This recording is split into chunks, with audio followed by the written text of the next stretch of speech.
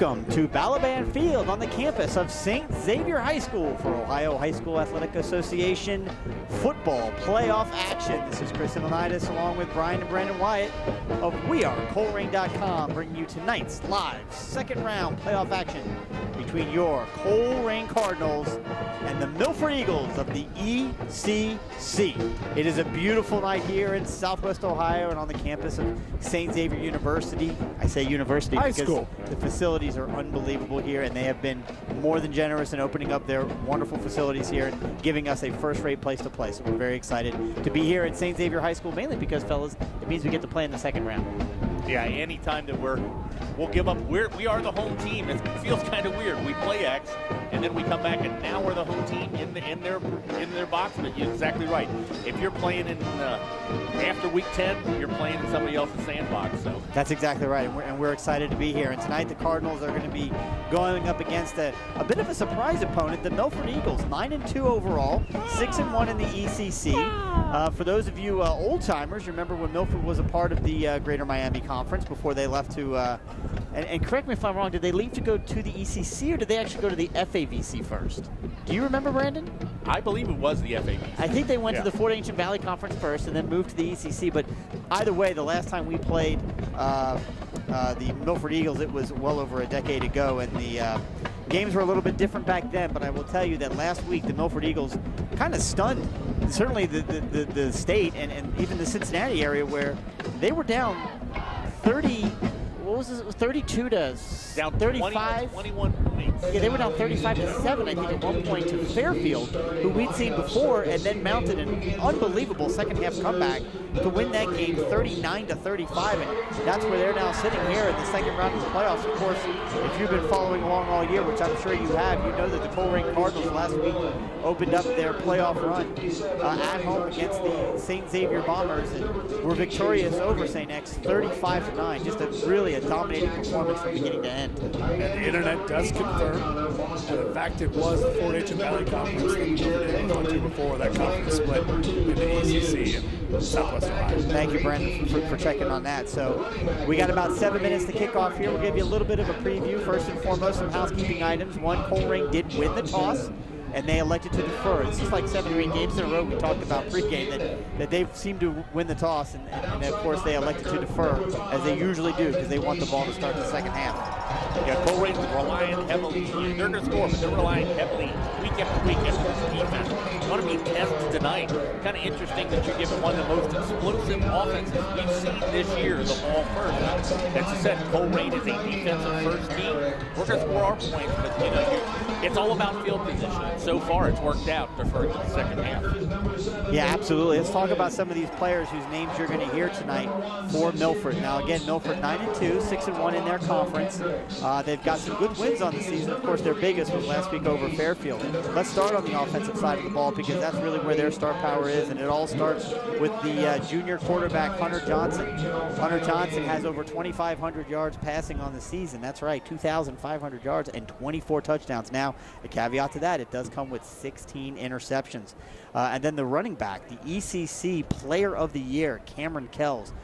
Small fella, diminutive in size, but 1,600 yards rushing. So Cameron Kells and Hunter Johnson, big, getting their offense going. And of course, they've got a slot receiver and a wideout, Jake Ayler and Dylan Hughes, also both seniors, who are a big part of this Milford offense. And you can't leave out the guy that stands out amongst everybody out there, the 6'8" tight end going to Notre Dame, Northwestern. 6'8", 260 pounds.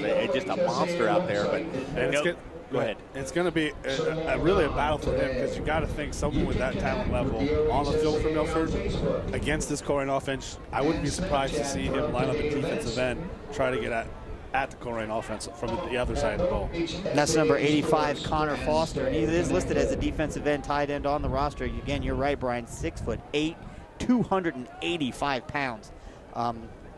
Defensively, let's talk a little bit about. Interestingly, want to throw this out there real quick. This team, and correct me if I'm wrong, fellas, if you know differently, they do not attempt field goals. They have not attempted a field goal all year. Yeah, we talked to one of their information director. They have missed 3 extra points. They have actually a female kicker, Grace Erdl, a converted soccer player. She's full-time football, but they score so often, they don't go for field goals. They trust in that offense, Yep, absolutely. So let's talk about some of these guys. Starting at defensive end for Milford is the aforementioned Connor Foster. So we're definitely going to see him in the game. Another name you're going to hear, I think, a little bit of is defensive tackle Brian Stevens and will linebacker Hayden Johnson. These are other names that are real important. Also at corner, Owen Martin. So those are the guys that we want to keep a name out for. Obviously, it's the usual suspects for the Colerain Cardinals on offense and defense. And tonight, fellas, really the key is going to be, let's see how our team handles a high-powered passing offense. Really the best one we've seen all year. Well, it's a more diversified offense that we've seen. We saw Fairfield, but they were run first pretty much. Yep. Quarterback's going to throw every now and then. This is pretty much, as much as they like to run the ball, we're going to see the ball flying tonight. This might be our longest in time span because the clock won't stop. But he throws to 7-8 different receivers. It is, and tell you what, it's a system brought in by a coach who I think is a pretty recognizable name here in the city. Why don't you talk about their coach? No question. Head coach for the Milford Eagles is Tom Grippa, his second year at Milford. And, of course, he kind of rose to fame as a head coach at Elder back in, I want to say it was probably the 80s, late 80s, early 90s, where he started there and moved on to have all other successful careers at Fairfield, at LaSalle. I don't think necessarily in that order. But, he's been around, even taught at Colerain, I think, for a year or two. And not just a year or two. We're talking about a year or two. A few years ago. Yeah, a few years ago. Right, it wasn't that long ago. Milford. Really, his job in between this job at Milford and the job previous, he took a teaching position at Colerain. Yep, there you go. That's exactly right. And his son is an assistant coach on Colerain White Oak's 7th grade team. So Grippa is very familiar with Colerain and being in the area. You can ex-Elder coach, a Colerain middle school teacher, and we're playing on St. Nexus Field against Tom Grippa coaching the Milford Eagles. So you can hear the intensity and the sound rising in our ambient mic. That's the Colerain Cardinals who are heading out of their locker room, and they're lining up in the St. Xavier end zone, getting ready to rush the field. Of course, the standard flag bearer, number 5, Ivan Pace Jr., who has really taken the city by storm the past few weeks with his unbelievable play, really starting in the Fairfield game and not slowing down at all since. And if you don't follow us on Twitter, you have to, just for the single picture of Mike Noyes that we read, by Mike Noyes that we retweeted. We've got a real good camera angle, real good picture of Ivan Pace's big thug mug stiff arm last week against St. X. So this game, as we said, it's a repeat. We cannot show you live video because it's a playoff, but it will be carried on Waycross. You'll be able to see it sometime. We'll post the replay. Okay, it's already posted, so just audio tonight because it is the playoffs. Yep, and of course, as a reminder, you can reach us here in the booth. The email address is radio@wearecolerain.com. Whether you're in sunny California or in cold Chicago, and you know who you are, folks, please let us know you're listening. And if anyone else is listening and you'd like to send us an email, again, radio@wearecolerain.com is the address. Again, Colerain won the toss and deferred, so they will start off on defense to begin this game. And as a reminder, just to reiterate what Brian said, special shout out to Mark here on behalf of Waycross Community Media. He's taking our live audio feed, and with a single camera in 40-degree weather on top of the box, 300 feet in the air, he's going to record this game, and it's going to be available on Waycross this weekend. And the schedule for that, the playback schedule, has already been posted in an article right on the front page of wearecolerain.com. So you can click on that and see it. Chris, you're pretty kind saying 40-degree weather. This is blustery 43. I believe the wind chill is in the lower 30s. A strong wind from one side, pretty much the length of the field. It will be a factor tonight. Colerain in there already be kicking with the wind at their back. And we saw it last week. We've seen it almost every week, except a few weeks where he was kind of hurt from the soccer. But Chris Mangold has been a weapon for the Colerain Cardinals on special teams, especially on this kickoffs, either kicking it through the end zone for a touchback or kicking it high and just short of the end zone and letting his defense swarm the offense short of the 20-yard line. That's a great call, and I expect that we'll see that again tonight, especially with the wind at his back, just putting the ball through the back of the end zone. Let's see who we've got lined up here. Number 7 is lined up on the 5-yard line for the Milford Eagles. That's Dustin Loudermilk, a 6 foot, 170-pound senior, and also number 28, Cameron Kells, the running back. 5'9", 160 is the All-ECC Player of the Year. 5'9", 160, Cameron Kells. That guy's popular in the state of Wisconsin. Sorry. Here we go. Foot is underneath it, and it's going to be well short. Caught at the 5-yard line by number 7, taken up to the 10, the 15, just past the 15, going to be taken down right there. Milford will start off 1st and 10 at their own 17-yard line. Yeah, not into the end zone, kicking with the wind. It's swirling now, it's changed direction, but what he does great is gets plenty of hang time. This Colerain coverage team has really held their own this year. And, you know, it's better now. It's not in the end zone where they place it at 20. Milford's going to start off at their own 16. 17 officially on the scoreboard. Number 13, Hunter Johnson, the quarterback. He is 6'2", 195-pound junior. Out of the shotgun, 3 wide. Yep, defensive line shifts. He's got 3 wide to his right. Backs off the line a little bit. Gets his signal. Cameron Kells in the backfield. He takes the initial handoff, looks for some room, and he runs right into number 99, Eric Phillips. That's a young man who missed the past 2 weeks, kind of rolled his ankle there in the end of week 10, sat out. Most of the defensive plays last week came in on just goal line packages as a blocking tight end. With Eric Phillips making his presence in the run. Yeah, good defensive pressure up the middle. There was no further where to run. He actually loses almost 3 yards. Interesting they come out running the ball for a team that's really done, and they are balanced, but I mean with 2,500 yards passing, you expect to see him go to the air. 3 wide receivers split wide right, 1 left. Hunter Johnson's got it, pass is complete, it's number 18, he sheds 1 tackler. He's gonna pick up about 6 yards on the play out to the 22-yard line where it'll be 3rd down. Yeah, just sat down right behind the linebackers. Just found a weak spot in the zone. Almost overthrew him. The quarterback kind of fumbled the snap, but stuck with it to make this 3rd down and 6 a little bit more manageable. Again, you can also chat with us in the on YouTube in our chat room. We'd love to hear from you. If you've got any questions, you can ask us, or any comments, please keep it clean. There's a pass out to number 18, caught. It's going to be beyond the 1st down marker, out at about the 20, we'll call it the 28-yard line, and it will be a 1st down for the Milford Eagles. Needed the 27, they got the 27. And I'll tell you what, I know St. X has nice facilities, but you guys see their down marker across the street? It's digital. I've never seen a digital down marker, but like I said, so he's 1st down for the Milford Eagles on their 1st drive. Ball at their own 28. It was here week 2 when we were here, guys. I didn't notice it then. I just saw something shiny tonight, Brandon. All right, 1st down and 10 for the Milford Eagles. Takes the ball, hands it off one more time. Same play they saw the first time. Kells finding himself a little bit of room. Offensive line to open him up some space. He's going to pick up about 5 yards on that 1st down. Yeah, and just kind of let the Colerain pressure kind of over pursue and patiently kind of waited for the defense to kind of run past them, snuck by for the 5-yard gain. As much as we talked about this team's offense and their wanting and maybe willingness to throw the football, do you think maybe part of their philosophy tonight offensively is to eat up clock and limit Colerain possessions? They just want to score. You know, that's always a good thought when somebody wants to do that, but you don't go away from what you do best. True. There's another handoff over across the middle. Eric Phillips in to clean up that tackle. About 1 yard gain on that, up to about the 30, we'll call it the 34-yard line. It'll be 2nd down, or excuse me, 3rd down. Yeah, they fake the jet sweep, and that draws the blitz immediately from Ivan Pace. And as soon as Kells slows down, they try to find the hole. Ivan Pace tackles him from behind.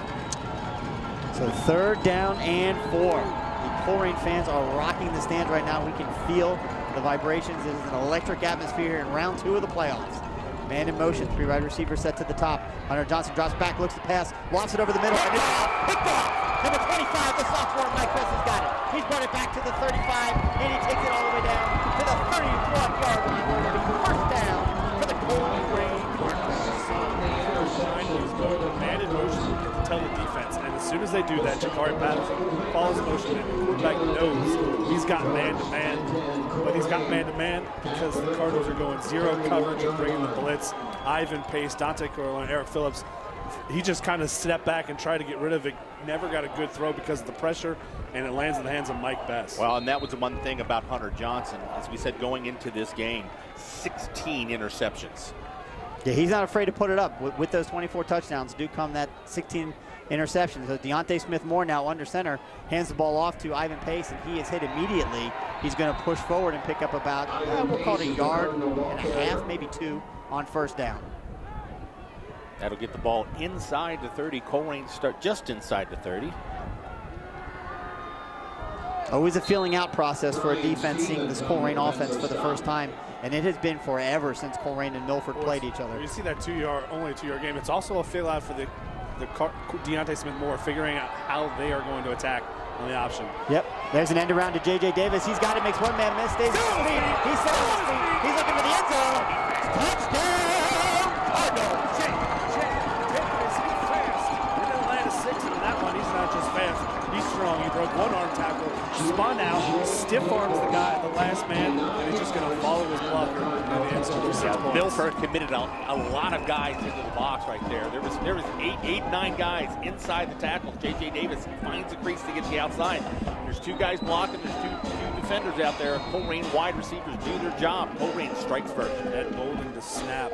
Deontay Smith-Moore to hold Chris Mangold with the kick. Snap is back, hold is down, kick is up, and kick is good. At the end, 8:29 mark of the first quarter is your Colerain Cardinals 7, the Milford Eagles 0. Well, you couldn't have asked for a better start to the game for the Colerain Cardinals, deferring the kickoff or deferring the decision until the second half, and they were able to get an early turnover and on 2 plays put 7 points on the board and lead 7-0 over the Milford Eagles. Of course, there are other games going on throughout the city and throughout the state of Ohio tonight. Brandon's got those written down, and we'll keep you updated on those as we can. And we got a 3-man booth tonight. Mike Rourke is not with us, but we do have our full complement down on the field. We've got Frank taking pictures. We've got Alex Kaiser down there on Snapchat doing his thing, creating awesome stories with great images and video. And of course, Jason Helfrich down there with the iPad taking all the good shots for our Twitter. We'd love to see all of you follow us on Twitter, of course, at We Are Colerain, and of course on Facebook as well. And always visit the website for news and information about Colerain and booster events. Again, you can reach us in the booth at radio@wearecolerain.com. Having fires up in North Carolina, but Lenny Lopez is safe. Temper's in the 80s, where he is. As Chris Mangold's kick sails through the back of the end zone for another touchback. Listening in from Corona, California is Lenny Lopez, and listening in from Chicago and Illinois, Jim and Terry Shear. Okay, so far no precipitation. They're calling for later in the game, maybe a little drizzle, maybe a little snow, but That's a perfect November night, really. I mean, outside of the wind, but again, for us, that's fine. It could be as windy as they need it to be. Also, again, you can reach us directly in the chat on YouTube. We get a Mike R from Orlando checking in and a Mike R from Dayton checking in. How about that? I bet I know who the Mike R from Orlando is. Drops back to pass, does Henry Johnson. It is incomplete. oh, they're calling. I tell you what, who is that? That's Deshaun Pace. Deshaun Pace closes up from the safety position. He lays a blow on the wide receiver who just does a little quick little hook pattern, little flat pattern there, and doesn't make a football move. But did he actually catch it? It's the close. thing. It's hard to tell from as high as we are if he Yeah. actually got a foot down and made a move, or if he hadn't actually established it. Referee's right there to make the call. Yep, so they call it incomplete. So second down and 10 on their own 20-yard line. Milford Eagles. A different formation, 3 wide receivers. They got a extra fullback back there from the shotgun, running Yep. with a pistol. He rolls, hands it off to Cameron Kells, who tries to take it back across the middle. And, man, that's not going to work when there's 3 Cardinals there waiting for you. He's going to be tackled right at the line of scrimmage. I don't think any official loss on that play, but it'll be 3rd and 10. And this we get to see now formation we haven't really seen all year because very few teams in the GMC are spread teams. Cardinals go to their dime package. Jaquan Jackson comes as an extra DB. Jalen Thomas comes in as an extra pass rusher. Eric Phillips is going to drop down to defensive end. So 3rd down and 10 for Milford. Ball on their own 20-yard line, looking to try and get a first down. Down 7-0 here early against the Cardinals. Lots of movement up front. Who jumped One of the first? linemen from Milford jumped at the same time as the Colerain Cardinal jumps. The referees are discussing, as you said, right, Brandon, who moved first. Here's the thing: the guy who jumped over the center, the nose guard, he jumped before the right tackle jumped. Yeah, I don't think that. That's one of those ones that maybe it's a snap center thing that he's just going on, and that's why the tackle jumped as well. But I think Mike Best was lined up in nose guard on that play, did go off first. Yeah, so subbing back in with Rickner because 3rd down and 5 now.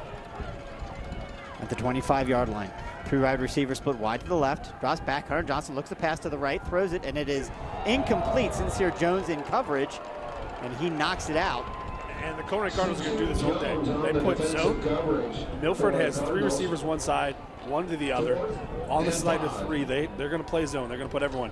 It's Sincere Jones 1-on-1 on an island there on the far side. Colerain Cardinals are going to take that all day. They try that little hook route. And I don't even, if it's on target, it's probably intercepted, but that one's just a little high as it was.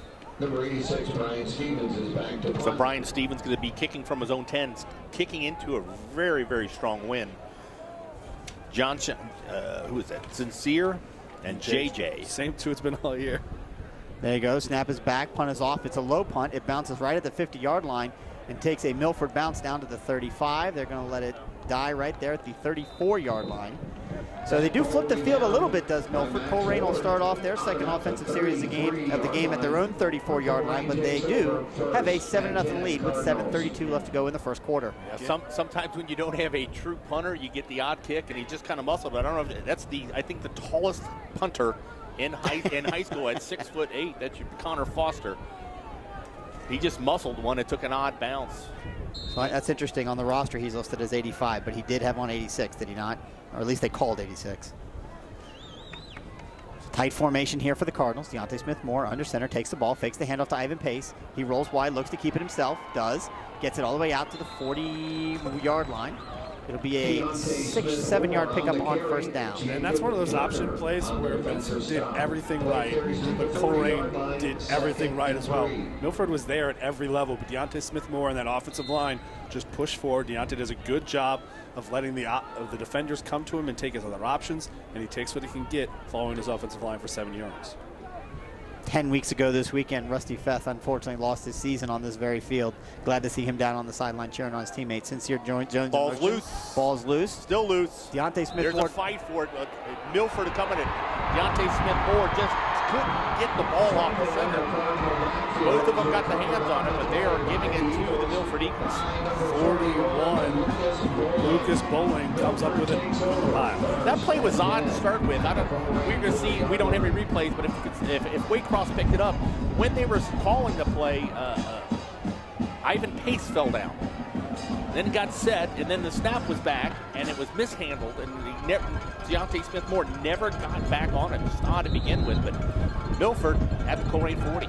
Well, 2 things that can unravel this Colerain team, and it's turnovers and penalties. We're now even on the turnovers for the night. Hunter Johnson now throws it deep down the right sideline, and it is incomplete, almost intercepted. Sincere Jones, I don't know that he would have got both of his feet in, or at least one of them. Well, that was the wind kind of knocked that one down. Good call. It was just running down the sidelines one-on-one, and that ball just kind of tailed away. That was a long throw to make cross field. It would have been an amazing interception if Sincere could have pulled that in, but you're right, it kind of died and then went away from him. So he was pretty rough on himself there, but... And again, if you're the Colerain Cardinals, though, if you're just going to go one-on-one, throw up hope against Sincere Jones, sure, we'll take that. Okay, then. Okay, if that's the plan. 2nd down and 10 now for the Milford Eagles at the Colerain 40-yard line after an incomplete pass on first down. Again, throwing into the wind is Hunter Johnson, the 6'2" junior quarterback. There's 85 in at a fullback position. Kells tries to get some space, and he gets none. He gets tackled in the backfield for a loss. Guess who? Number 5, Ivan Pace Jr. It wasn't going to be Ivan Pace Jr. It was going to be Eric Phillips coming the other way. Kells takes the handoff, and he's just not got a shot if he goes one way or the other. It's basically a sandwich between Pace and Phillips, and I don't know if I'm Kells, I don't want to be in between those two. So it'll bring up a 3rd down and 12. You got on that play too. You got to give Donovan Owens credit on that tackle. So pistol formation. Yep. In the backfield, Hunter Johnson's got it. Rolls to his right. Look at the pass. Throws it down the field. It is caught. I think it's caught. We'll see where they mark it. I think he's going to have enough for the first down. He did. He needed 12, and I think he got 13. So they're inside the 30-yard line, right at the 29, where it'll be first down for the Milford Eagles. This time doing a little something different. They rolled him away from the pressure, gave him a little bit of time, and he's tried the deep one, but he's pretty good on those quick little timing routes. Throws the ball a little bit low, but a nice catch. Well, yeah, I mean, again, 2,500 yards passing on the year. I mean, he can absolutely fling it. There's no doubt about it. So 5 wide receivers. How about that? Back there. 2 to the top, 3 to the left. Then we got a flag, a little pre-stat false start, 5-yard penalty against the Eagles. And here's the thing, though, to keep in mind as Milford is driving into Colerain territory. This is a team that has not kicked a field goal all year. So inside Colerain's 35, this is 4-down territory for the Milford Eagles. Yeah, and they go empty. They pretty much think pass. Yep. Quarterback is not a threat to run. No, not at all. Snaps back, looks to pass, throws it, and it is incomplete behind the intended receiver. Once again, number 28. It'll be 3rd down. And a combination of 2 things. Dante Corleone hitting his arm as he thrown in the wind. Maybe the wind, but we'll give it more to Dante Corleone knocking Foster's arm as he goes to throw. Yeah, I think Corleone can be the X factor in the Colerain defense. He puts a lot of pressure up the middle and forces a lot of good centers. Well, especially when Milford's going to spread it out. It's really up to Mason Hill, Donovan Owens, and Corleone to get the pressure up front. So here we go now. Snap is back. Hunter Johnson drops way back, looking for some room. He's got some pressure, and it is incomplete. Wow, I tell you what, bad decision there. They were setting up the screen, and everybody on Colerain read that, and he still tried to throw that. He's got to throw that ball away. If he gets that to his running back, he's losing 7-8 yards on that play. Yeah, and you can't expect the running back with his back to the defense to have the smarts to just knock it down and not catch it. Eric Phillips was all over that. A good read by the coaching staff to recognize that screen. So 3rd down and 15 now, back on Colerain's 34-yard line. They need 15 yards for the first down. Trailing 7-0 is Milford. Looking to get a big 3rd down conversion here. Looks to pass, throws it deep down the middle of the field, and it is... Did he catch it? An unbelievable catch. He did catch it. Touchdown, Milford Eagles. 2 Cardinals on him, and they were able to get that ball in between both of them and score their first points of the night. They're now an extra point away from tying this game up with 5 minutes and 25 seconds to go in the first quarter. Yeah, just pretty much a throw and a hope you get into the end zone there. And as I said, right in between 2 Colerain defenders playing his own right there. Didn't get a number. As I said, we're pretty high up there. It's kind of hard to see. Yeah, I'm sorry I didn't have my binoculars up for that one, but... So extra point in Grace Ertl. Yep, number 17 in for the Milford Eagles to attempt the extra point. Little bit of movement. Colerain flinches up front, which causes the offensive line to move. And a really good throw there by Hunter Johnson to set up. His initial read was there. It made him clutch, and he got hammered by the Colerain defense as he let that ball go. Referees can discuss that. The Colerain is allowed to move on the defensive line. But if they're simulating the count, then it is a penalty on them. So if they're jumping, yelling, that could be considered. That's a long discussion for this. Dead ball, false start against the Milford Eagles. So they're going to lose 5 yards on this extra point attempt. And a team that hasn't kicked a field goal all year, pushing back, make it a little more difficult.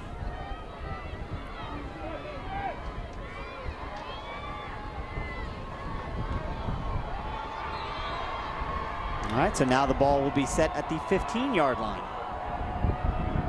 Snap is back, hold is down, kick is up. It's high enough, it's long enough, it is good enough. Grace Ertl, the kicker for the Milford Eagles, ties the game up with 5 minutes and 25 seconds to go here in the first quarter. Yeah, mishandled snap and fumble gives Milford a shorter field, 40 yards they drive the ball. The 2 things that hurt the Cardinals, I mentioned a little bit earlier, to get to them: 1 turnovers, 2 penalties. Last week, Colerain had 92 yards in penalties. Didn't seem to hurt them last week, but you know, as you get deeper in the playoffs, those kinds of things can play on. But in this particular series, of course, it was the turnover giving Milford a short field. And again, Milford's got a fantastic offense. There's no question about that. They average almost 40 points a game during the regular season. So they absolutely can score.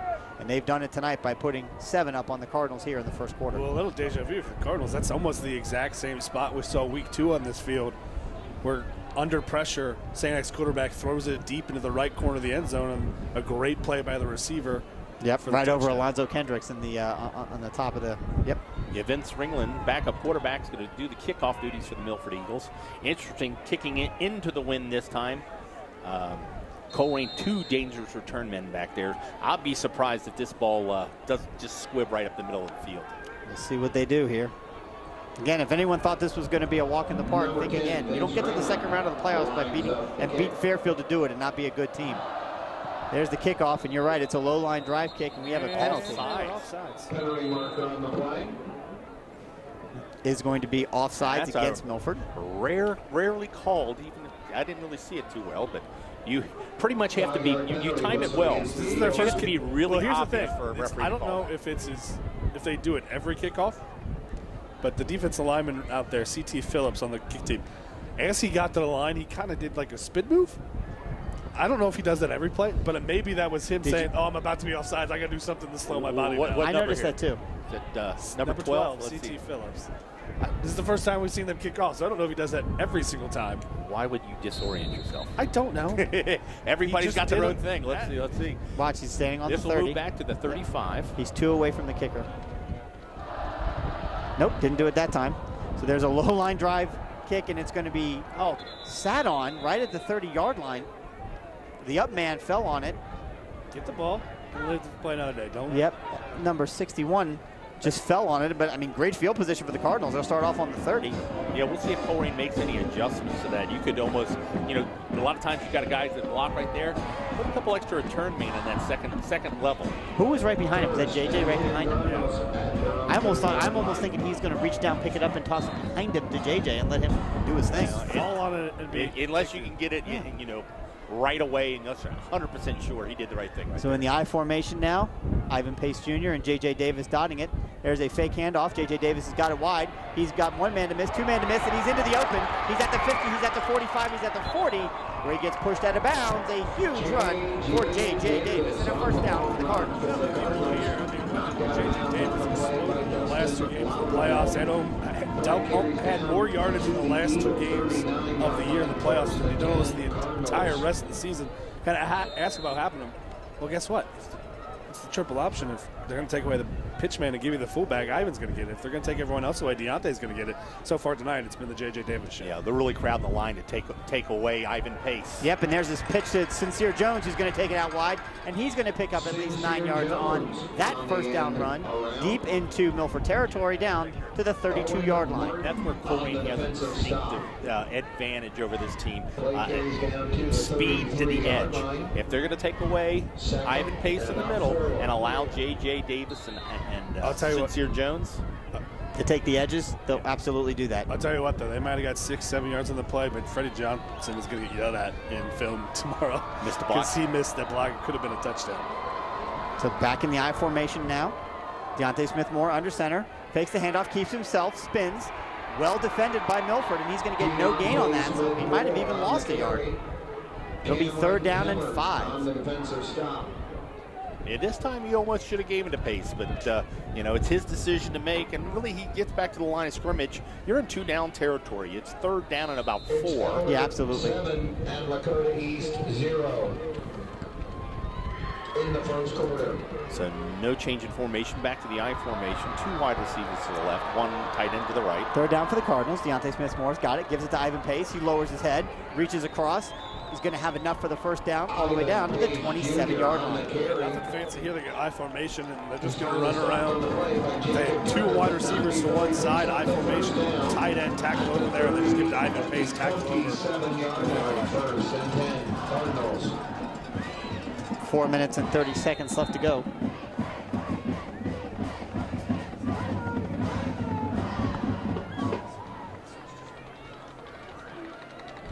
First down and 10 for the Cardinals at the Milford 27-yard line. There's Deontay Smith-Moore, hands it off once again to Ivan Pace, takes it across the middle. He's still moving. Still going. Still moving the pile. Gets it all the way down inside the 20. He's going to be about a yard shy of the first down, and he got hit 3 yards beyond the line of scrimmage. Well, it's also big pushes like T.J. Ganella and Ozzie Jones, Will Coleman up there. They was just a... You say he got hit 3 yards by the scrimmage. No, he hit them. No, and it wasn't just him. They made contact. They didn't hit him. They didn't tackle him. No, let's say he got hit, right. It was a collision, and the ruck of the offensive line pushes, with Ivan Pace behind him, pushes forward. 2nd down and short. Deontay Smith-Moore keeps it, and he takes it inside the 15-yard line for another Colerain first down. This time, they jump on Ivan Pace right away. It's the same play, same formation. This time, though, he tucks. Deontay Smith-Moore, instead of taking his course, continues on the outside off of the dive, he takes it back, takes a step back in, and follows Ivan Pace up for the first down up the middle. So first down and 10 for the Cardinals at the Milford 14-yard line. Game tied at 7, 3 minutes and 30 seconds to go here in the opening quarter. We've got an offset I formation. Sincere Jones in motion. Takes a speed pitch wide. There's a good block on the edge. Sincere Jones is going to get that block and get 6. Touchdown, Cardinals! Sincere Jones! Pitch to the outside. He lays the block, pancake on the outside. Sincere Jones is one-on-one. Beats this man to the corner of the end zone. Sincerely yours, Sincere Jones for 6 points. That's just how you draw it up, right? I mean, that was textbook. They had to pitch to the outside, and there was one defender out there and one Colerain offensive lineman, and T.J. Ganella does his job. He hammered him. Yeah, that was a great block. Mangled on for the extra point. Snap is back, hold is down, kick is good.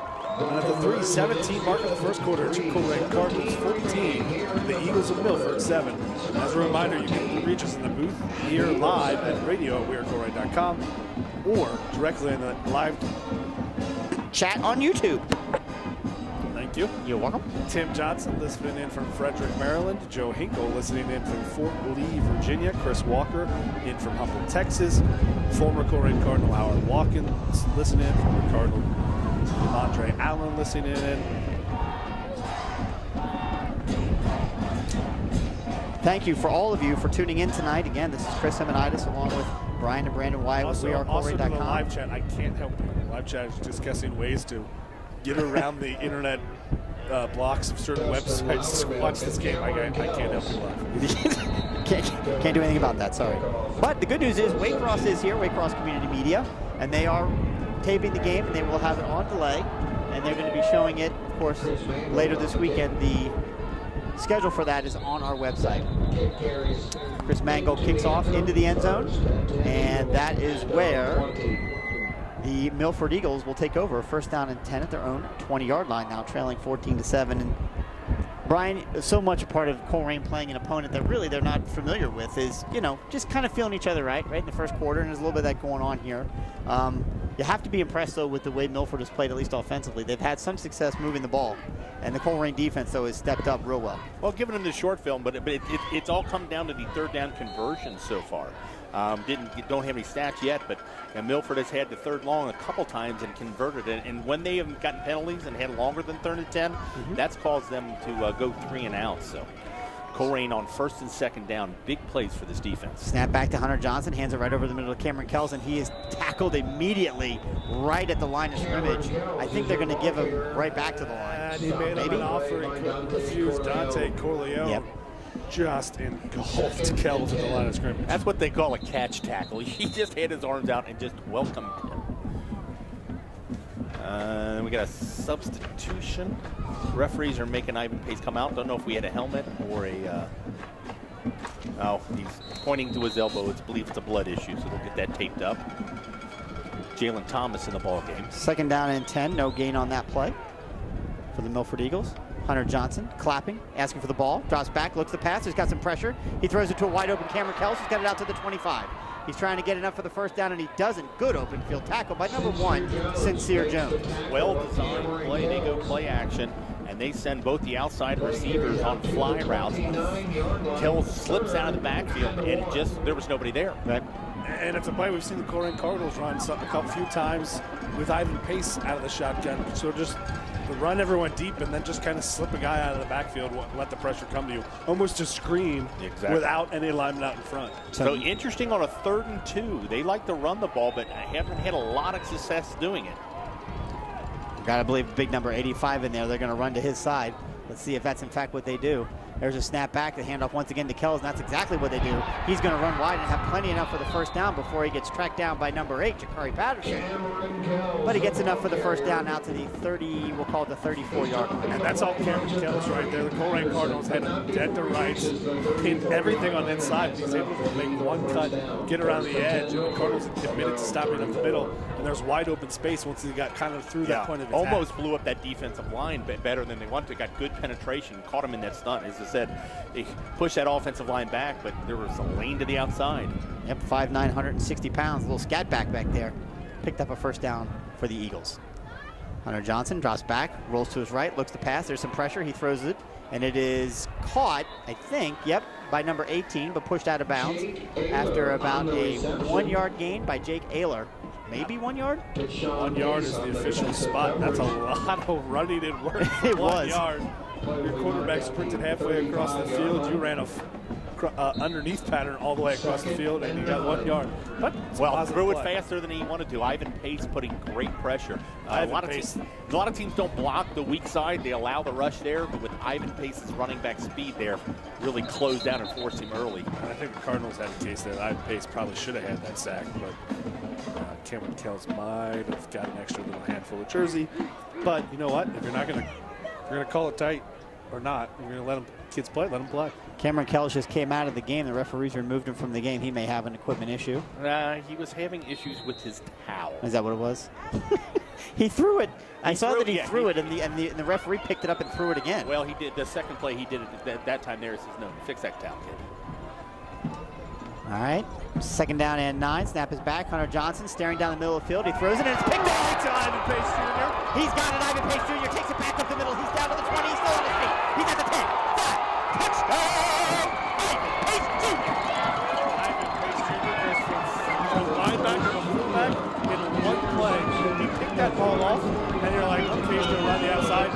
He cuts it right in the middle of the defense like he's running midline option.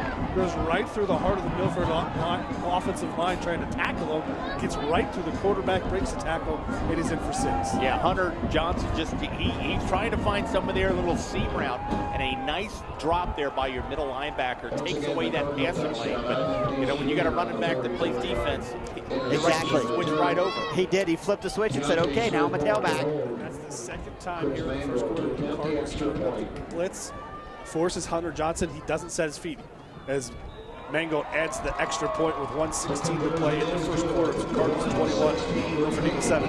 Again. Sorry, is it Hunter Johnson? Hunter Johnson, the quarterback. Hunter Johnson. Again, Cardinals big pressure, and he's falling backwards on his back foot, floats it out there, and the linebackers are able to recover underneath and make the interception. Yeah, throws it good to an area, but doesn't seem to have a cannon where he can just If thread he the has needle. time to set his feet, but again, let's give the kid credit. He made a great throw on the touchdown. No question. That was beautiful. Let's think about this again. He's a sophomore. He's a junior. He's a junior. He's been starting. No, that's right. This is his first year as a starter. But let's give the kid credit. This is the first time he's seen a defense. Oh, no question. You're absolutely right, Brady. There's no doubt. The last time Milford saw this kind of, it's not the same level of talent, but the last time we saw this time was week 2 when they played the Princeton Vikings, and those 2 defensive studs they had there. And their offense, Darian Henry and the other fellow. You're absolutely their right. offense overcomes a lot of the turnovers because they score so much. But so in week 12, he's thrown 18 interceptions.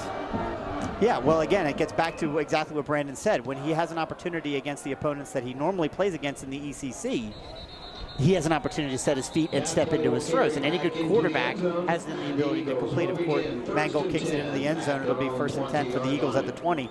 But I would venture to say, and again, this is coming from someone who didn't watch a single ECC game all year, but I'm guessing there isn't a weak side linebacker in the ECC like Ivan Pace Jr. Well, there's not a weak side linebacker in any league in the city like Ivan Pace. Or the state. That's kind of my point, right?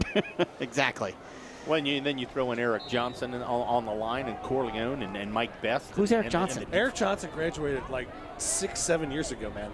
Eric Phillips. Eric Phillips. That's who he's talking about. There you go. You know, there's one kid name I mess up every year. And There you go. Drops back to pass to Hunter Johnson. He throws it. Once again, he's on his back foot, and it's caught all the way out at the 50-yard line. So a beautiful pass and a beautiful reception. Let's see if we can get the number on that young man. I believe that's 18. No, it's number 2.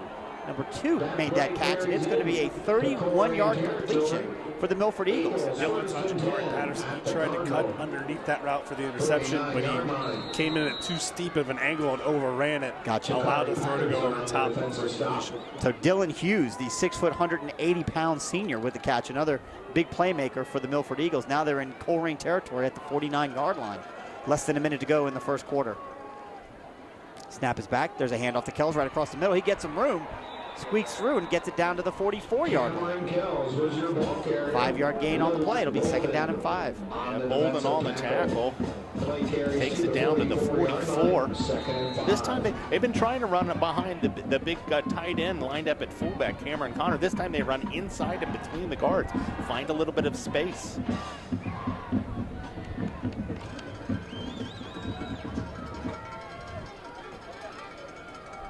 Lined up at the Colerain 44-yard line. 2nd down and 5. 2 wide receivers split wide to the left. And that's where Hunter throws it, and it's caught by number 18. He's got the first down and takes it all the way down inside the 30, down to the 29-yard line, and in comes a flag, and that's going to be another 15 yards tackled onto it. I think they kind of slid down. He's going to call a face mask on that. Yeah, we can't see if he actually got a hand in his face. It didn't look like that was a possibility. I thought he was going to call a horse collar because it looked like he grabbed him from behind. Well, it looked like hand wrapped around. Yeah. But either way, we have to distance the goal on top of that. Well, it takes the ball all the way down to the, I would have thought the 14-yard line if it was a 15-yard penalty, but they're going to put it at the 13-yard line. That's interesting. So it's half the distance to the goal. They just moved it to the 14. He just moved it to the 14. Public school math. There you go. It's only half the distance to the goal if you have less than 15 yards, right?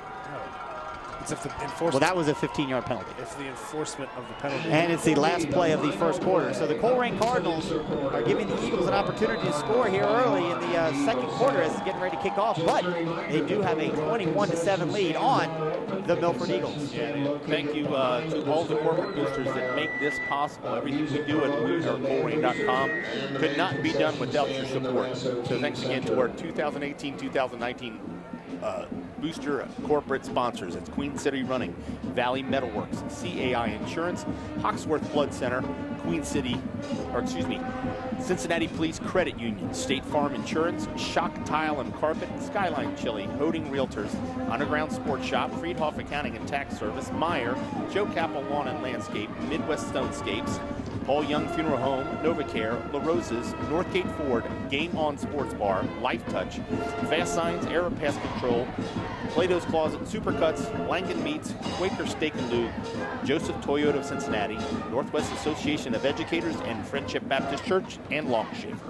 And if you don't already do it, follow us on Facebook, on Snapchat, on Twitter. Follow us on Twitter. Local Fox 19 reporter Joe Daneman got a great shot of Ivan Pace, and we saw Michael Thomas, the Saints wide receiver, trying to honor the Joe Horn cell phone. Apparently get a good pick. Ivan Pace did the same thing after his You interception. can't do that in high school. Good thing Not you if he didn't doesn't get bring a prop. He's fine. First down and 10 at the 14-yard line for Milford.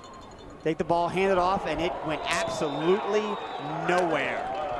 Big number 58 in on the tackle, and that's going to be a loss of 4 yards on the play. Yeah, Corleone just came. I don't know how your nose guard goes unblocked, but he's there at the same time he was unblocked. So back to the 18-yard line, excuse me. Yeah, that's going to be a 4-yard loss on a play. It'll be 2nd down and 14. They can get a first down if they can get the ball to the 5.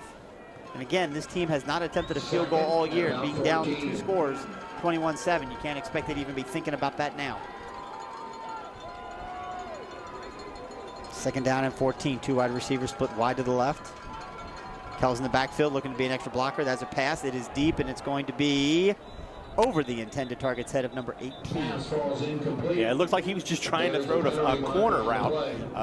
The Milford receivers stopped at the goal line. That might have been carried off a little bit with the wind. The wind at their back right now, but that was, I'm about to get handed I'm by going to throw it away. I got to throw this ball, get it away. Second. I think the referees just called a sideline warning against Colerain. Which just means someone on the Colerain sideline must have run into the ref. They have to give him his space. Yep. Well, I saw one of the Colerain coaches recognized something, and it was trying to get the signal out to his defense. So 3rd down and 14 on the 18-yard line. 3 wide receivers, 2 to the left, 1 to the right. Cameron Kells in the backfield. Fakes the handoff, looks the pass, and he throws it. It is incomplete. He was under what I would call immense pressure and couldn't quite complete the pass. Here's the thing about Hunter Johnson. He does a great job of throwing the ball with both Dante Corleone and Donovan Owens hanging from him. I mean, they were hanging on him. I don't know how he got that ball off. Well, it was a good play by Bolden right there. He recognized that the tight end, that time in a tight formation, was lined up in the line of scrimmage and not the backfield. And they were trying to get the 6'8" guy quick release pop pass. Yep. Both teams with their full complement of timeouts as we're into the second quarter now. Colerain up 21-7. It's 4th down and 14. I tell you, Hunter Johnson is limping slightly. And again, Milford hasn't kicked a field goal all year. Yeah, we have a timeout. We have a timeout. Tom Bolden. Yeah, Yep. I saw Tom Bolden sprinting down the sideline. And then he gave a little nod to the crowd. Well, he's got a I think he might have pulled a hammy right there. In this cold weather, these guys are running around. These coaches are standing still, and he tried to run, but it'll take a little bit of time right now. We're just handed the first quarter stats. He said Colerain leading 21-7. Milford with only 12 yards rushing, but 116 yard passing. Colerain just the opposite. No yards passing, but they are 11 plays for 108 yards. J.J. Davis, your leading rusher for the Colerain Cardinals. He's got 2 carries, 60 yards. Sincere Jones, 2 carries, 20 yards. Ivan Pace, 3 for 16. Cameron Kells, he's all the offense there that Milford has so far. 8 for 12 with a touchdown and a 2 interception. Or excuse me, that was Hunter Johnson. 2 interceptions on him. And Jake Eiler leads the receiving, 4 for 26. But Dylan Hughes, 3 catches with that big 34-yarder for the touchdown. So 4th down and 14 on the 18-yard line. Milford going for it. They need to get all the way down to the 5 or close to it to get the first down. Hunter Johnson drops back, looks to pass, throws it across the middle. It is picked off. He's got room. 3rd interception of the night, and there are blocks in front of him. He's gone. Who is that young man? Corey Patterson, 100 yards. Touchdown, Cardinals. Big 4th down. Just back there. Brandon, I'm going to give him 102 yards. He was in the end zone right there. Takes it down the sidelines. A silence from the Milford crowd. This side, Colerain fans You've just got to exploded. give credit to the big 3 up front. Dante Corleone, Mason Hill, Donovan Owens. They dropped off into coverage on the play. They just brought 3, sat back. But the quarterback doesn't have time to set his 3. That's, again, another badly thrown ball because of pressure. This time it sails over its head right in the hands of Jakari Patterson. He thought about a knee, but then he looked up and saw green in front of him. It takes it to the house the other way. So settling in now for the extra point, Chris Mangold, Deontay Smith-Moore. At this point now, Deontay's just the extra point holder.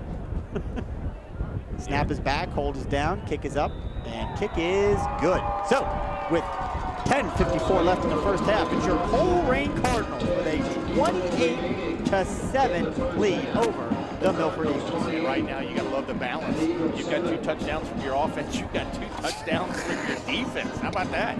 44-yard interception return for Ivan Pace Jr. and a 102-yard interception return for Jakari Patterson. And you're absolutely right, Brandon. When the quarterback is back on his heels like that and he's trying to get it into space, that's just not where you want to be if you're trying to throw against this Colerain defense. And he had a half a dozen blockers in front of him. I mean, no Milford player even laid a hand on Jakari. He just ran ollie oxen free all the way to the end zone. Well, you got all your skill position players in the end zone right there. So all he's got to beat is the quarterback and the offensive lineman. Quarterback got blocked right away, and as much as he tried, you're not going to run down Patterson with an offensive tackle. Yeah, Hunter Johnson came into this game with 25 what you would call rushing attempts for 25 yards.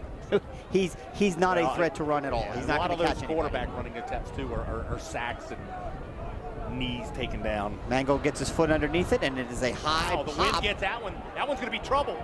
It drops. Let's see who gets it. Still loose. I can't see who fell on top of it.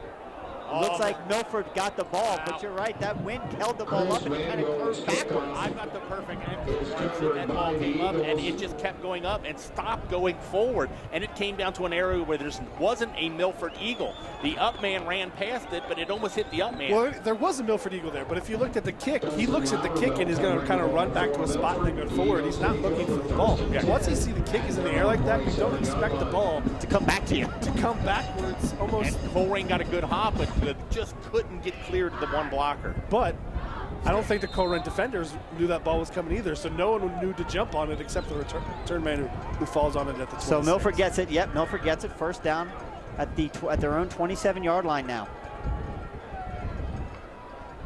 There's a handoff to Kells, who tries to take it up the middle, and he's met at the line of scrimmage, taken down, pick up about 1, maybe 1.5 on the play. Let's call it 1 3/4. The ball out to the 23.5. I was going to say the exact same thing, and I think it was closer to 1 3/4. But You guys are the relentless. funny thing is, I had that exact same thought, but I thought, yeah, Chris will get upset if I say it. And I don't care. No, I do care, and so does this Colerain defense. It's 2nd down and 9. Milford Eagles got a hole to climb out of. Yeah, and they've got the offense to do it. I mean, they can certainly sling it. Drops back to pass us Hunter Johnson. He throws it across the middle, and it goes off again. Off of the hands of the intended receiver, and that is Sincere Jones into the end zone for another defensive score, a 28-yard. I couldn't tell if the flag or somebody's towel. Well, let's see what the call is. It's a flag, it's a block, initial block on the return. Did he go low? It's an interception, right? Yeah, that might be the call. He might have went low. Now, to Sean's Pace credit, Cameron Kells is like 5'8". Pace is like 6'4". Is he that big? 6 feet? I can see it. All right, so the interception is going to stand. Nope, the touchdown is good. So that was So what happens is Cameron Kells went low. Cameron Kells went low on the guy that was not the ball carrier. Oh. So it's a penalty against A 15-yard penalty against Milford. Sincere Jones adds the team's 3rd pick 6 of the game. And the little confusion. Well, Extra scored point that team is now. So it's 34-7, Colerain over Milford. Chris Mangold on to attempt the extra point. At this point, the defense has outscored the offense. That's all I'm telling you. Snap is back, hold is down, kick is up, and kick is good. Good. With 10 minutes to play in the first half, the Colerain Cardinals 35, the Eagles of Milford 7. I didn't catch the number of the intended receiver, but to kind of circle back, so Hunter Johnson drops back there with the ball's on the 28-yard line, throws the pass, hits the hands, both hands of his intended receiver. It pops off of his hands. Sincere Jones is right there, catches it, takes it in 28 yards for the 3rd defensive interception return for a touchdown tonight for Colerain. And give Dustin Loudon some credit. He's trying. Was that him? He didn't just drop it. Oh no, it hit his was hands like a high- bullet. It was a high throw. He tried to jump in the air and couldn't make the surface catch. And a defender in front of him, too. So it might have been kind of screen. So it isn't like he just, let's give the kid some credit. He didn't just drop it. Nope, it was Yeah, a bullet, and you're right, Brian. There was a defender in front of him, and I think Hunter Johnson saw that, tried to get it over that defender, and that just makes it And a here's tough the thing catch. on that return by Sincere Jones, too. He had it. He stopped. All right, He so- didn't stop. He slowed down. So interesting, with that 15-yard penalty, Colerain will be kicking off from the Milford 45. Now, I saw there was a lot of talk on the sidelines of what to do right here. Do you just go ahead and kick it to the end zone? You're cooking it to a win. Or do you try an onside kick here? And even if they cover it, you pinned them back. I expect to pop up into one of the corners here. Yep, we'll see what Mangold can do here. Gets his foot underneath it, and it is a pop-up. The wind does hold it, and it is caught inside the 5-yard line. And he's got to come out, and that's not going to be a good deal for him. The Cardinals on special teams take down the return man at the 3-yard line. That's Cameron Kells, who should have let that ball go into the end zone. And if you're Chris Mangold, you can't do it any better. You lift it into the air, into the wind. The blustering wind. Yep. Blustering wind, and it's caught it. And the way he kicked it, it's a knuckleball. Who knows if it bounces forward or backwards? Yeah, it's Cameron. He puts his hand. He's 50-50. He's got to catch it and take it. He can't not take that risk. It's kind of especially with the short field, the defense is going to get there a lot faster. It was going into the winds. That ball, he caught off the 2, but it was almost coming back to the 3. Yeah. So that was just well executed by Colerain. So the ball will start off 1st down and 10 on the Milford 3-yard line. The two-way player, Sincere Jones, on that return, I was saying before, he kind of slowed down, let Deshaun Pace get in front of him to block, and then blew by him into the end zone. And he had 6 points. That's what you see from senior leadership. So shotgun snap's going to be into the end zone. And a little bit of movement. It'll be just that much farther into the end zone. Connor Foster, the 6'8" tight end, moved a little early, half of the distance to the goal line, taken to the 1 yard and 1 football spot. I'll tell you what, I got some scores for you, but I got this one. Now hold on to it, Phil. No, I got to share this one. Beaver Creek, 4-0 at half. The girls team from Beaver Creek is going to dominate their way. He's going to soccer. 23-0 on the season. Beaver Creek state champions in girls soccer. So, Well, my night's complete. Yep. I thought we had 2. Snap is back. Hunter Johnson at the back of the end zone looking to throw it deep down the field. He's got a man open, but he overthrows him all the way out at the midfield line, intended for number 2, Dylan Hughes.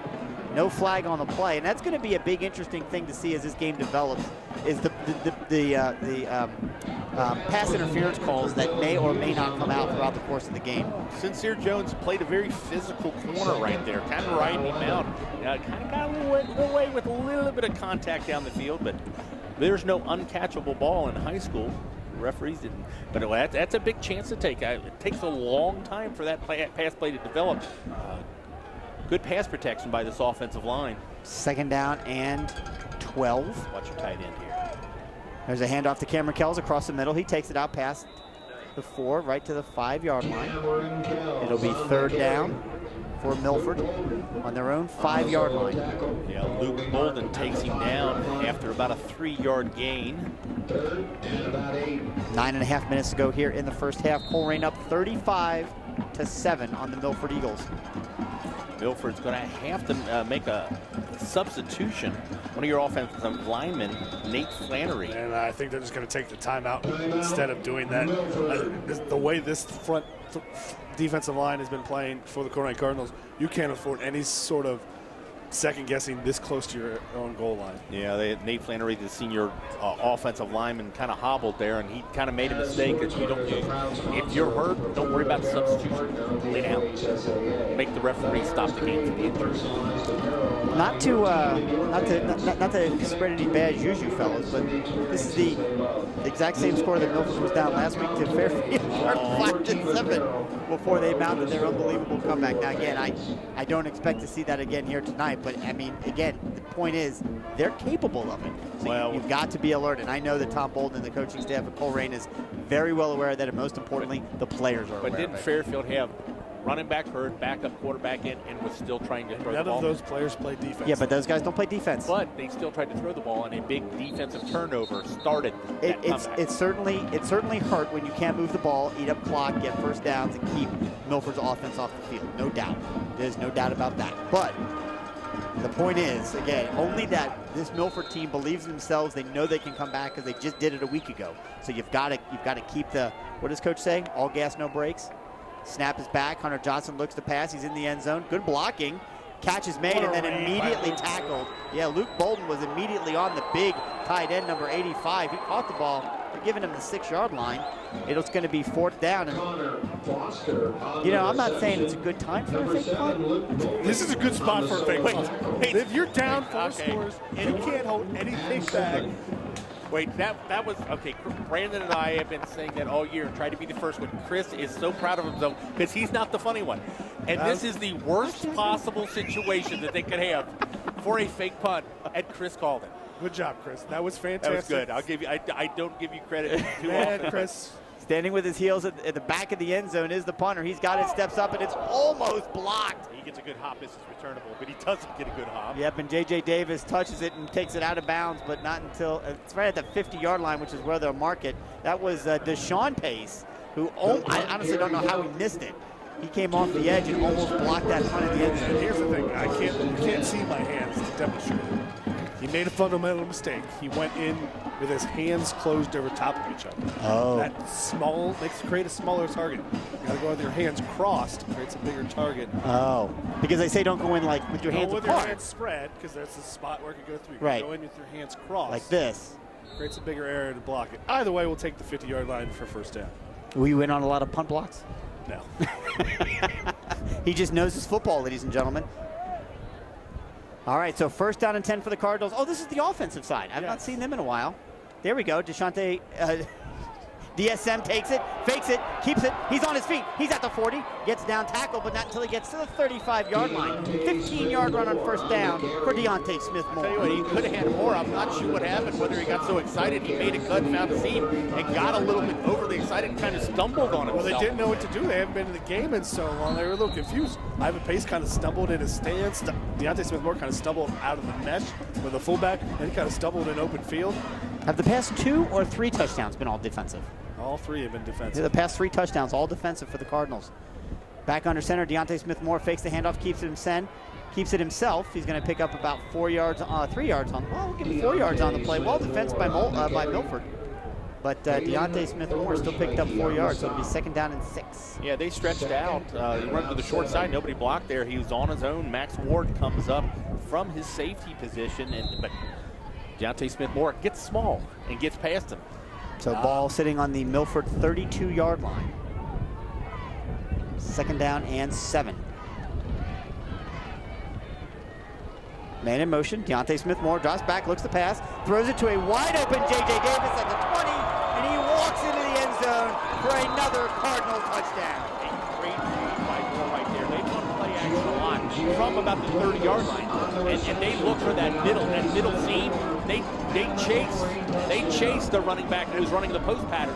The safety comes over, and J.J. Davis is so wide. He could not have been more wide open. As soon as that play developed, he didn't even get past the mesh, and you just hear Coach Rod next to us in the booth just go wheel, wheel, wheel, wheel, wheel, wheel, wheel, and he finds the wheel. And a lot of times when he has a man that wide open, Deontay Smith-Moore kind of is under pressure, right? As the snap is back, kick is good. Cardinals lead 42-7 with 7:22 to play in the first half.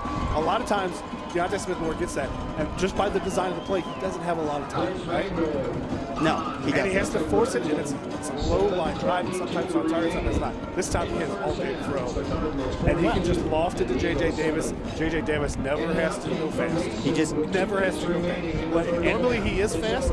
This time he doesn't have to go fast. And all season, it has been that little seam pattern right up there to drawing a blank. What's his name? 28. Freddie Johnson. Freddie Johnson, but they collapsed on Freddie Johnson, and there was 3 guys covering him. But you're right. We have the privilege up here.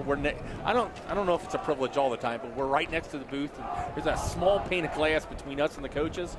But All you heard as soon as that ball was snapped was wheel, wheel, wheel, slowly crescendoing up, and from Coach Rod. So 42-7. There are still 7 minutes left in this quarter. I'm trying to look to see the most points they've given up on the year is 40 to Kings. They gave up more, I believe, against Princeton. No, that game counts as it says, I think 34-16 was the game, so close. Okay, no, Dixie Heights, no, they won. No, they won that game 50-14. Mangold kicks off into a stiff wind, and look at the wind kill that ball. Yep, it caught at the 15-yard line by the Milford Eagles. He takes it up to the 20. He's going to take it out to about the 20, call it the 23, and that's where and that's how much the ball holds, holding the ball. He caught it at the 15. And they made it 8 yards on And it. he made it. It's not like he wasn't trying to make a play. It's just the ball holding up in the wind so much. I mean, that's unbelievable. I mean, the goalposts, I mean, they're not bending over, but they are swaying in the wind mightily, and Colerain's kicking right into the wind. The good news, again, when we get to the second half, Mangold will have the wind at his back. As if Colerain needs another advantage in a game where they're up by 5 touchdowns. That's one of the advantages of deferring to the second half. That's exactly why they did it. A little different lineup right here. They've gone 5 wide, and they've got the big tight end in the slot. I'm surprised they haven't done more of this. They've been really using him more for pass protection than anything, but at this point, Hunter Johnson drops back with 5 wide, looks the pass, throws it deep down the field. It's kind of out there, and it's over the intended target. I believe that's Kells out there. that is Kells, but the closest man to the ball was Alondra Kendricks. And that might have been the strategy. The strategy earlier was use Cameron, or is it Cameron, right? Cameron Kells, you're right. No, the Oh, I'm sorry. tight end. Cameron Foster. Cameron Foster. A couple Camerons.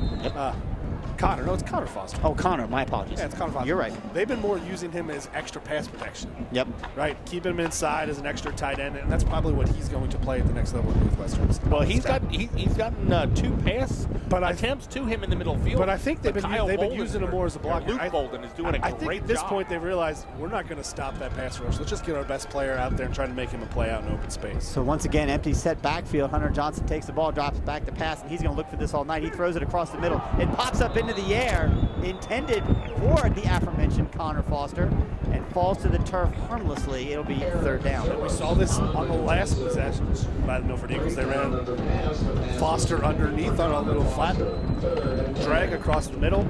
Luke Bolden tackled him right away. This time, same play, other way. Eric Phillips is there right away, but instead of making the tackle, he knocks the ball out of his hands, and he never even has to make the tackle. Yeah, crossing with the slot receiver, a little bit of rub route, has great defense switching off on the man. 3rd down and 10 at their own 23-yard line, trailing 42-7. The Milford Eagles drop back, rolling to his left, throwing it, and it is incomplete. intended for the wide receiver coming across the field, number 2, Dylan Hughes. It'll be 4th down and 10. On comes the punting unit. Just remind for everyone, there's still 6. I thought we were closer to halftime than we are. I was going to say, we have 7 minutes. Just remind everyone we'll go silent at halftime, and we'll have halftime scores and stats. I have some pretty interesting scores out there across the state. Not an interesting score in the other game in the region, but a very interesting situation unfolding at Elder Lakota East. That game being played at Mason. Yes. Yep. So Milford brings it in tight. There's a snap back for the punt. He's got it. No pressure applied by the Cardinals. That's returnable. Oh, look at the wind get that one. Yep, it took it right over the head of Sincere Jones, and he's just got to stay away from it now. That's an unfortunate situation, but a great break for Milford as the ball rolls all the way down inside the 10 near the 6-yard line. Shades of Hilliard Davidson, 2006, fellas? Well, I'll tell you what. Ever mention that game again. Oh, my God. And as much as the wind affected the short kick going the other direction, you had 2 good return guys back there, and they had their hands up, and they were ready to catch a ball, right. and it landed 12 yards behind them. Yep. What's 45 plus 27? That would be 72. 72-yard punt. Again. Here you go. He just announced 72-yard punt. And then when you hear, I don't know if you hear the mic, our ambient mic's picking up a lot of wind. Well, that lets you know the situation here. That's how windy it is outside. Yeah. Hey, don't do that again. So the Cardinals will get a 1st down and 10 on their own 5-yard line. So this is dangerous. They've got to be careful. Secure the football. Wide splits. Yep, takes the ball, fakes the handoff to Ivan Pace Jr., pitches it to Sincere Jones, who catches it in the end zone, stays on his feet and takes it out. See where they mark him down at about the 7-yard line. So just a couple of yard gain there for the Cardinals. Well, interesting. A lot of times when a team is backed up against their own end zone, they pack it in. They just try to power straight ahead. This time, Colerain tries to spread out the defense and get their speed to the outside. Gives them a little bit more room to work with. The ball's going to be spotted at the 7. They need to get to the 16. This would be fantastic if they could find a way to eat up a good portion of this clock and just score again. Just score. I don't care. Of course, they'll get the ball to start the second half. There's Deontay Smith-Moore, hands it to Ivan Pace. He takes it around the edge. Tries to get out of a tackle, and he does, and takes it out to about the, what'd you say, about the 17-yard line. Enough for the 1st down. Good play by Deontay Smith-Moore. And he kind of reached there to get that into Ivan's gut, but he took it, and he picked up the 1st down out to, they're going to give him the 18-yard line. Well, Milford did a good job. They crashed inside the tackle there, and I think they took away the additional running lane. Ivan Pace just showed patience, got to the outside. Picks up the 1st down. Both teams with 2 timeouts remaining. Colerain leading 42-7 here late in the 2nd quarter. Back traditional wing formation. There's a counter to J.J. Davis. Well defensed. 85's out there, but he's not going to be able to stop J.J. He takes it, and he's going to pick up 8, maybe 9 yards on that 1st down run all the way to the other side of the field. Yeah, Connor Foster stayed home, the big 6'8", but when you're 6'8", your foot speed, your turnover is not as much as J.J. Davis, and he just kind of gave him a little bit of hip and got outside. And like we said, he's a good guy. He's a good good guy. He's a good player. He's a fine high school tight end, but his future at Northwestern is going to be offensive tackle. So he's not the fleetest of foot, and J.J. Davis just put the gas on there to what should have been a 3-4 yard loss, turned it into a 7-8 yard gain. 2nd down and 2. On their own 26-yard line now, back in the I formation. Deontay Smith-Moore takes the ball, fakes the handoff, keeps himself, dives forward, picks up the 1st down, out to the 28-yard line. Needed 2, and he got 2. 5:30 to go in the 1st half. Clock stops to move the chains. And again, as a reminder, with a 42-7 lead, assuming that it stays that, or if it were to grow, as we start the 2nd half, Colerain will, for the 10th week in a row, have a running clock on their opponent. We got to get there first. That is a true statement. That's why I quantified my statement with ifs. Again, tight wing formation. Deontay Smith-Moore takes it, keeps himself, finds some running room in the middle, makes 2 or 3 guys miss, takes it out to the 40-yard line. It'll be another 1st down for the Cardinals. 12-yard run for Deontay Smith-Moore. Sincere Jones, it looked like they were trying to run the jet sweep right there. Milford jumps up, the defensive end takes away the lane, and Sincere reads to the inside. If you commit everyone to the outside when you see the play, a lot of teams will jump. They see a formation, they see a motion from Colerain, they'll jump. But if everyone jumps to the outside, Sincere Jones goes like, well, there's no one in the middle anymore. Good vision right there. You just have a feel for it. You find an empty lane. There's no white shirt there. Run to the green. Check Adams, an 11-yard run. Ball marked at the 39-yard line, first down and 10. Again, tight formation.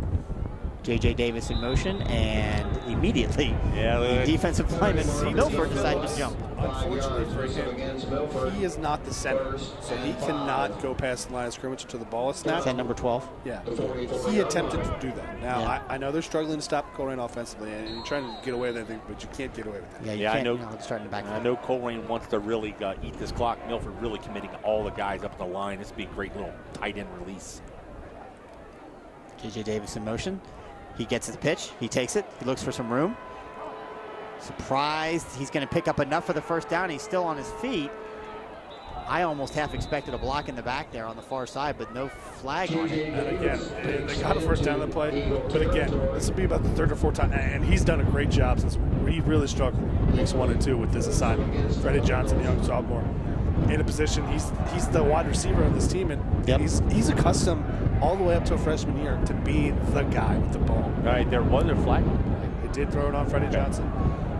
So he's done a real job, but he has struggled tonight, really on the edge. That's the third or fourth time where the Cardinals could have had a touchdown, but he can't hold on to his block. He's not holding his block. This time he did, not only did he hold on to his block, not only did he not hold on to his block, he also held on the play, but the flag was way out there. Yep. So that's what I thought I saw. 10-yard penalty. Takes it back to the line of scrimmage. Takes it back to the original line of scrimmage. So first down and 10 again. Basically a do-over. Ball on the 39-yard line. Deontay Smith-Moore drops back to pass. There's some pressure. He stays on his feet. He avoids 2 tackles, and he's going to pick up 2 yards on the play. So out to the 41-yard line. Under 3 minutes and 50 seconds to go here in the second quarter. Hey, Smith-Moore didn't see him. Freddie Jones with Fred Johnson slipped out of the backfield right there and got behind the safety. And much like we heard wheel, wheel, wheel, we heard Freddie on the booth next to us. So he does pick up 2 yards on the play.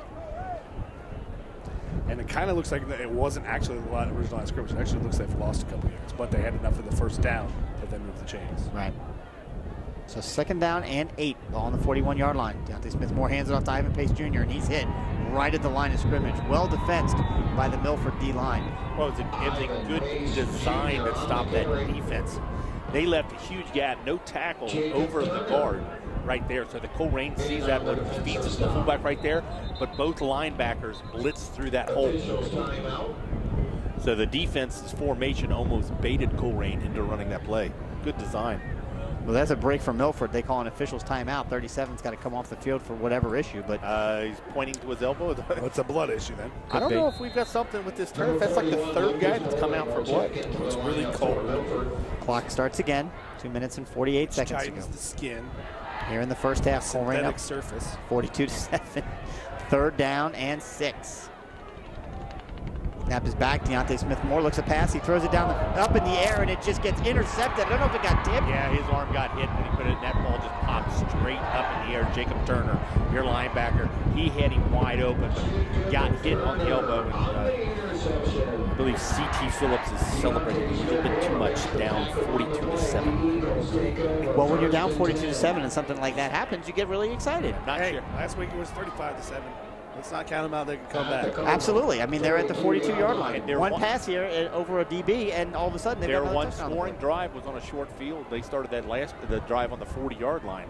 The only score of the night. So they're in an area, a little bit of adrenaline pickup, get a little bit inspired by a big defensive play. So two turnovers against Colerain in the first half might mean more if Milford didn't have 4. Still +2 on the turnover margin for the night now. Hunter Johnson back in. Now he does have Cameron Kells in the backfield. 2 wide receivers split out far wide. Looks to pass, throws it again. He's on his back foot, and it's going to be over the head of his intended target by, 7 yards?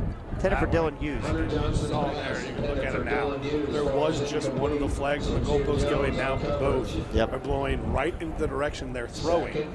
So Sear Jones looked up. He was kind of on his louder milk out there, step for step. But then all of a sudden he just kind of let off the coverage, and the receiver thought he was wide open. But when he looked up, Sear Jones looked up first and saw that ball had just carried in the air, and it wasn't Hunter Johnson's fault. That ball just. The wind took it, and not much he could do. I mean, the U.S. flag is completely, I'm not sure what word to use there. It's not inappropriate. Second down and 10 on the Colerain 42-yard line. Snap is back. Hunter Johnson looks to pass, got some pressure. He throws it, and it is off the intended hands, or off the intended target's hands, number 18. There is Jake Ayler. It'll be third down and 10. And that's one of those ones where both players kind of made a mistake, kind of didn't. Johnson found the right player, threw a decent pass, but it's also a little off, a little behind. It hit Ayler in the hands, but he has to reach across his body from where he's running, so he can't get a good feel for the ball. But again, incomplete, third and 10. The story tonight has been the play of this Colerain defense, as it seems to be every week. 3 defensive touchdowns for Colerain tonight, leading to half of the Cardinals' points. They're up 42-7. There's a handoff to Cameron. Kels, yeah, no, I was just saying he's going to try and squeak his way through that line, pick up a few yards, and that's all they got, maybe 2. It's going to be fourth down and 8. Yeah, Colerain defense picked up on something there, I believe, by formation. They left the slot receiver uncovered and really brought the linebackers in anticipating the run right there. Not sure what if they saw something by formation, by call, but made the right read there and forces another fourth down. Maybe they've just seen if he's rolling one way, he's not going to look back the other way, so no need to cover it. Colerain still with 2 timeouts left. Well, you got to believe that Milford's going to call a timeout here. They're letting the clock just run. They don't. You know, with this win and when they're back, I know they haven't attempted a field goal this year, but this is Grace. You could probably kick one from about 85 yards with the right. No offense to Grace. I'm sure she's a fantastic kicker, but I don't think she has the leg for. And I don't think I'm being a little Yeah. With this wind. Yeah, and that's unfortunate because she certainly won't have. She'll have the wind in her face if they're thinking about it. But at this point, you're not kicking field goals. When you're down 35 points, you've got to be able to put the ball in the end zone. And they've got the ball now, fourth down and 9. Presumably making a decision on what play they want to run. Well, and it's huge, too, because this possibly could be your last possession of this half. And if you don't score here, you're starting the second half with Colerain with possession and a running clock. Yep. So you want something here. Got to get to points. prolong this game. You need to get points here just to negate the running clock. Exactly.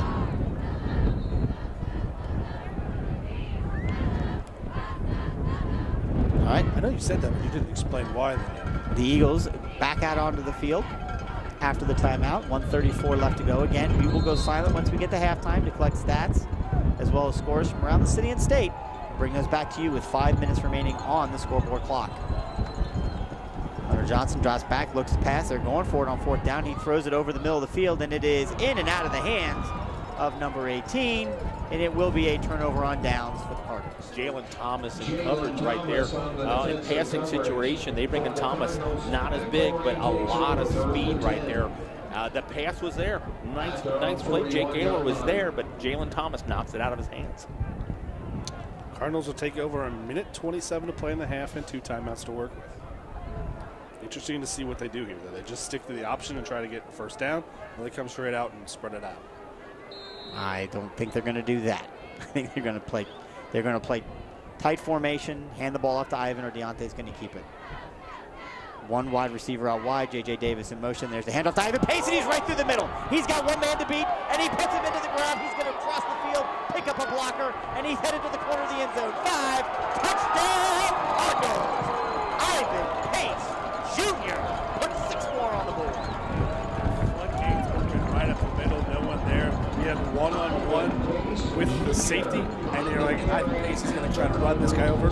Puts a little stiff arm and tries to run to the corner, beats the man in open space. He's got one man left in front of him, and we're going to give him a hard time about struggling on the edge blocking. Freddie Johnson runs ahead, gets a good block to seal him to the inside. Pace gets it to the corner of the end zone and takes it in for 6. Yeah, your safety from the Milford Eagles. Owen Martin was back there one-on-one. You got a 220-pound Ivan Pace running right at you. You're going low. You're trying to get an angle, but Pace makes him pay. Wow! That's an unbelievable wind. The extra point sails wide right. That's ridiculous. Just to put it in context, and a lot of times on extra points to make sure that it's not blocked at the line of scrimmage, Mango kind of chips it really high in the air. Yeah. Not very long or powerful kick, but he just wants to make sure it's centered. Right. And make sure it's there. That ball, I don't even know if it went. He kicked it plenty fine. I don't even know if it would have went over the crossbar. I don't think it would have. Did it cross? It went. I don't think it cross went, the end zone. It did. It went through the end zone, but I don't know if it would have been enough. Not only did it not get farther enough to the crossbar, it went and held it and almost pushed it right, and almost if it was swirled a little bit and kept in the air. That ball it landed about 45 degrees to the right. That's crazy. That wind down there is crazy, and unfortunately, it's not like he shanked it or anything. No, it was beautiful. That's why I was stunned and just yelled, wow, because I got an angle here at the goalpost, and it just made a right turn, Clyde. Well, you heard it. You heard it here in the whole press box, but there were probably half a dozen people down there that just went, wow. That ball was going right through the uprights, and then whoop. You know, we're warm here in this booth, but it does look like the wind has picked up. Mango gets his foot on this one, and Watch this one stop. Yep, it's dropped right before the 15, picked up by the Milford Eagles. Going to run wide and going to run around 3 Cardinals before he takes it out of bounds up at the 35-yard line. So good return for number 2, Dylan Hughes. Yeah, that ball just stopped, and I tell you what, he got a nice little one-hop right into his arm. Colerain Cardinals coverage team done a great job all season. Might have overrun that a little bit. Didn't lost outside contained, but you know when you have your best return taken out to the 35 at the high school level, I'll take it every time. That was a 59-yard touchdown run for Ivan Pace Jr. That's a long ways. It is a long ways. It's almost half the field. It's more than half the field. Oh, my head. Oh, So Milford Eagles take over. They 1:11 left in the halftime. They still have a couple timeouts left. there's a handoff right over the middle. Well defensed. Out to the 39-yard line, which is where they're going to mark it. So a Timeout. Cardinals. 4-yard gain on the play. It'll be 2nd down and 6. And if you're Colerain, I know you're up big, but you got to get as many scores in here as possible. You need to put this game away. We've seen it a couple weeks ago against X. We saw it a couple weeks ago against Fairfield. Yes, you get a running clock, but if they cut that margin, the running clock stops, and you want to get out of here as quickly as possible, minimize your possible injury risk. Absolutely. Move on to the next week. No question. So the more points you can put on here in the first half, Yeah. the less chance there is, hey, they scored on the 2s. Hey, they scored Right. coming in, and that shuts off the running clock, and we got to wait even longer. So Right. Well, and you've got a couple guys like Eric Phillips, who'd be kind of banged up right now. It's his first action back. You got a couple two-way players, Ivan Pace and Sincere Jones. Anytime that they don't have to play 4 quarters. Exactly. We saw at this time of the year, it's critical. There's a snap back as they hand off once again to Kells. He's going to try and take it across the middle. Lowers his head and going to get a few yards. Not enough for the first down. Takes it out to about the 42-yard line. I'm calling it again. Under a minute to play, 55 seconds. And the other thing to think about, That's their third and final close to timeout. blocking the ball. I know, right? And with the wind, we've seen it in our own history. The wind can mess with them up. Punt snaps. out of Mason against Wayne a couple years ago. That was ugly. Well, Mason is just a wind tunnel. I mean, that place is. Although I got to be honest, I never really realized it tonight, but so is St. X here.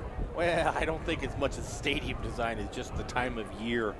As we've Well, seen, I mean, it has Well, but where you have the stadium situated, where your stands are, and I mean that certainly does And direct you wind. have this giant side. This huge shield over here that's preventing any crosswinds. But you're right. I mean, this time of year, you expect to see blustery winds in Ohio. It's just the way it is. I'd like to thank the St. X Bombers, a gracious host here, letting us share their home side. Thank their boosters for building the stadium with 97 steps and not an elevator. I needed to take a minute when I got up to the platform pregame. I had to take a minute. I'm like, yikes. So here we are, 3rd down and 3. Colerain out of timeouts. Ball on their own 42-yard line. The Eagles take it.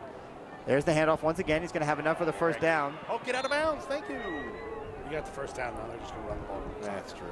Eric Phillips collapsed inside. This time they kind of didn't block Eric Phillips on that last play, and they let him come in and run to the outside of it. But he does step out of bounds after the first down. 49 seconds left at their own 49-yard line. You know, this is close enough with this win behind his back. They could take a couple shots deep. Oh, there's no doubt they probably will. Because at this point, even if it's a turnover, it's so deep in Colerain territory. Colerain is going just 3 defensive linemen. There's a handoff across the middle again. Dante Corleone is having himself a game tonight. Did you see that? He just shed that block. Shoves the blocker off. Makes the tackle at the line of scrimmage and just a 1-yard gain for Kells. Yeah, the 6'1", 220-pound sophomore. Coach Bolton talked about him earlier in the year to keep an eye on him. kind of reminded him of the Bird brothers. And that's a high praise here at Colerain. That is a tremendous compliment. If you don't know who the Bird brothers are, then look up Colerain Comment 2004. Gatorade Player of the Year. Yep, Ohio Football Gatorade Player of the Year. Terrell Bird. Oh, yeah, he was good. Yeah, he was pretty good. Hunter Johnson drops back to pass. There's Corleone putting pressure on him. He gets him. That's a fumble. That's a backwards pass. Yep. And he's going to get tackled. But you know, Colerain has no timeout. Yeah, Milford player picked it up. And here's the thing, though. He gets tackled at the 30-yard line. That'll be the last one. Whatever positive stats you had going into that, you lost maybe 30 yards of rushing on that one play. So that's what that is. That's a negative rush play. So at the end of the first half, the Colerain Cardinals lead the Milford Eagles 48-7. We're going to step away, take a few minutes to refresh ourselves, get stats and scores, and we'll be back to see you with 5 minutes left to go on the scoreboard clock. Cameron Kells, ECC Player of the Year, 16 carries, just 29 yards, and a long of 7. That's only 1.8 yards a carry. Passing, Hunter Johnson, 9 completions on 27 attempts, 4 interceptions, 3 of them going for touchdowns. He's thrown 1 touchdown of 34 yards, and he's thrown a total of 117 yards. On the other hand, Deontay Smith-Moore is only throwing 50%. He's 1 for 2, but that one went 32 yards to J.J. Davis for a touchdown. Receiving, Jake Gaylor has 4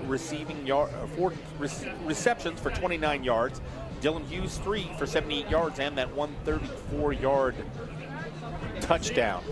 Leading on defense, Luke Bolden, your leading tackler for the Colerain Cardinals with 9 tackles. Dante Corleone, he's got 3 tackles and a sack, or 1 tackle for a loss. Deshaun Pace has 3 tackles, and Ivan Pace just 3 tackles. For the Milford Eagles, Jacob Turner with 7, Hayden Johnson with 5, C.T. Phillips with 3, and Dustin Loudermilk with 3. So Randy, got some scores? We do have some scores from around the state, and they're changing as we're going because most of the teams already in the second half. Elder was up 21-0 at halftime over Lakota East. The winner of that game plays the winner of this game. But Lakota East takes Elder's first possession in the second half. Pick 6. Lakota East puts a point on the board. Extra point no good. Elder leads Lakota East 21-6. Of note, though, GCL Player of the Year and Elder's starting quarterback, Michael Bittner, did leave the game, and he's been reported with crutches on the sidelines.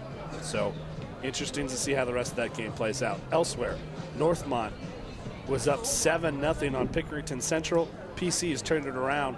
Pickerington Central 16, Northmont 7 at halftime. The other matchup in Region 3, Hilliard-Davidson fell behind to Springfield 7-0. 2 unanswered scores. It's Hilliard-Davidson 14, Springfield 7. In Division 2, Troy leads Anderson 28-17. Winton Woods all over Little Miami 31-0.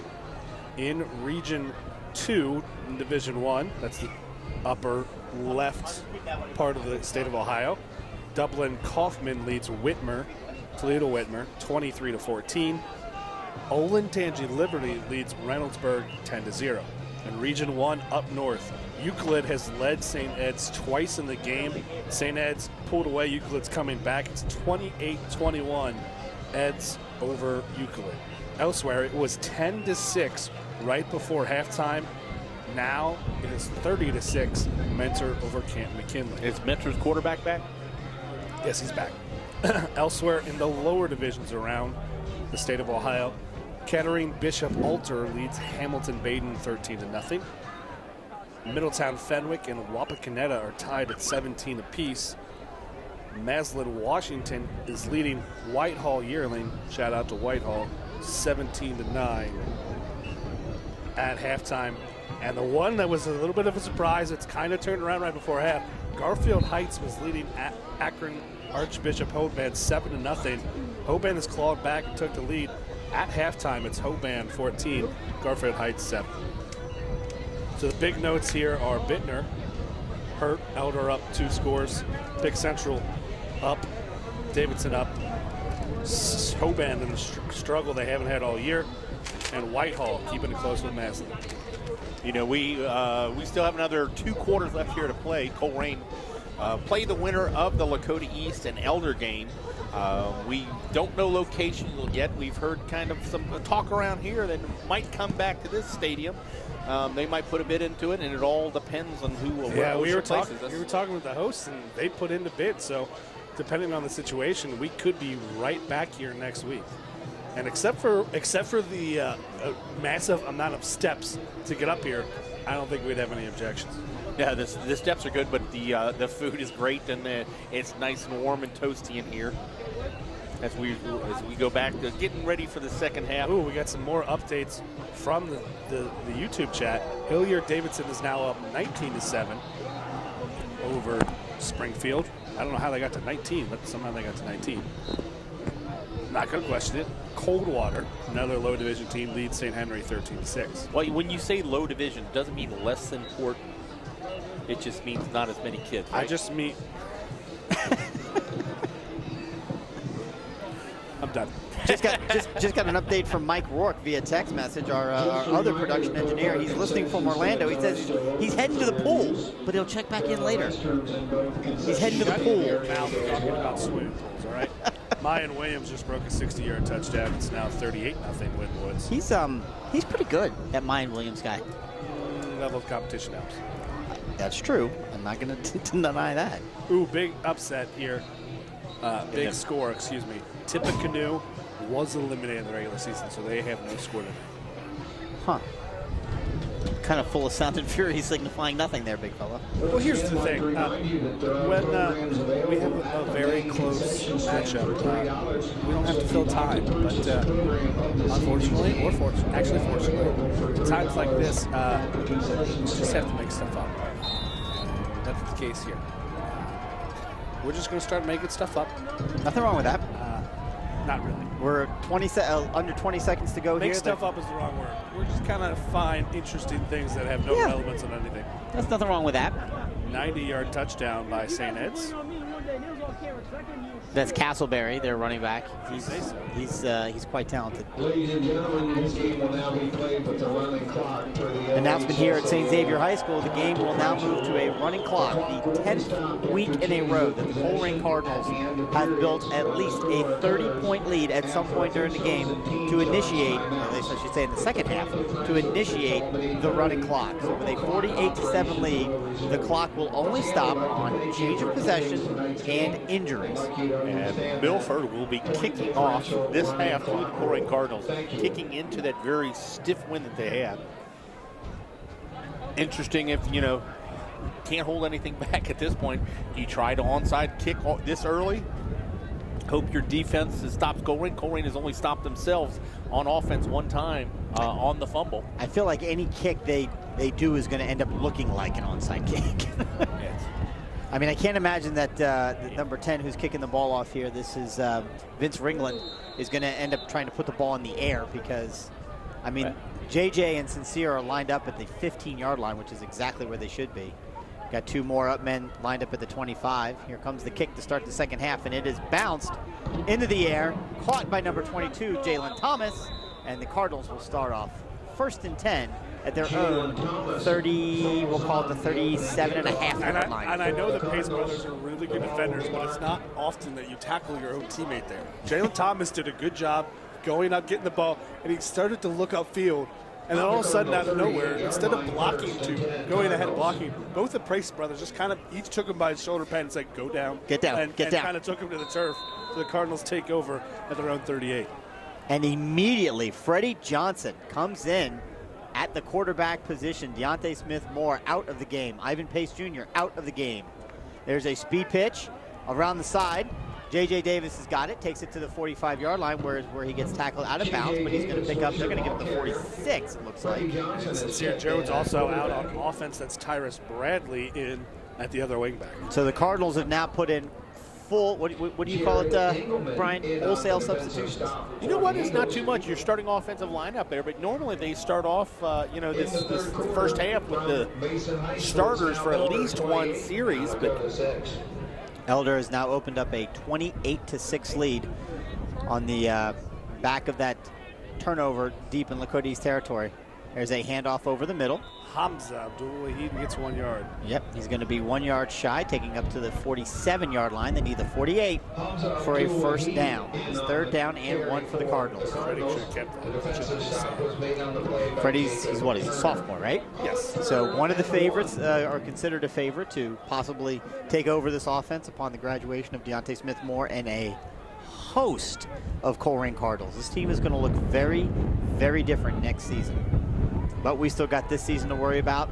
Third down and short for Freddie Johnson, the sophomore. Takes the ball and hands it off to Hamza Abdul-Wahid. He keeps his feet moving. They're going to mark him short by about a yard. Almost no gain on the play. I felt like he got a yard there, but Yeah, that's an interesting spot. Not sure if the knee went down first. obviously there's some upset fans about that spot. We apologize for that. Yeah.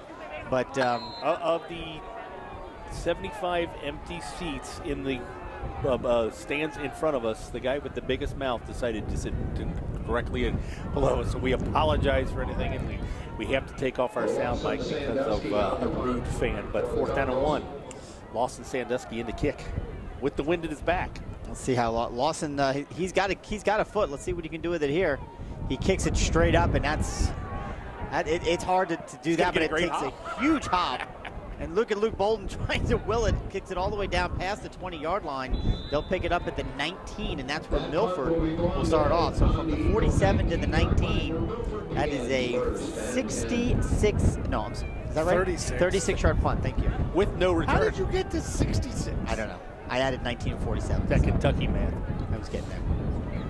But it's you pin them back inside their 20-yard line. And take that every time inside the 20. Lawson Sandusky came off the field with his head down, looking for his special teams coach, but you're absolutely right. The 19-yard line, you'll take that every time.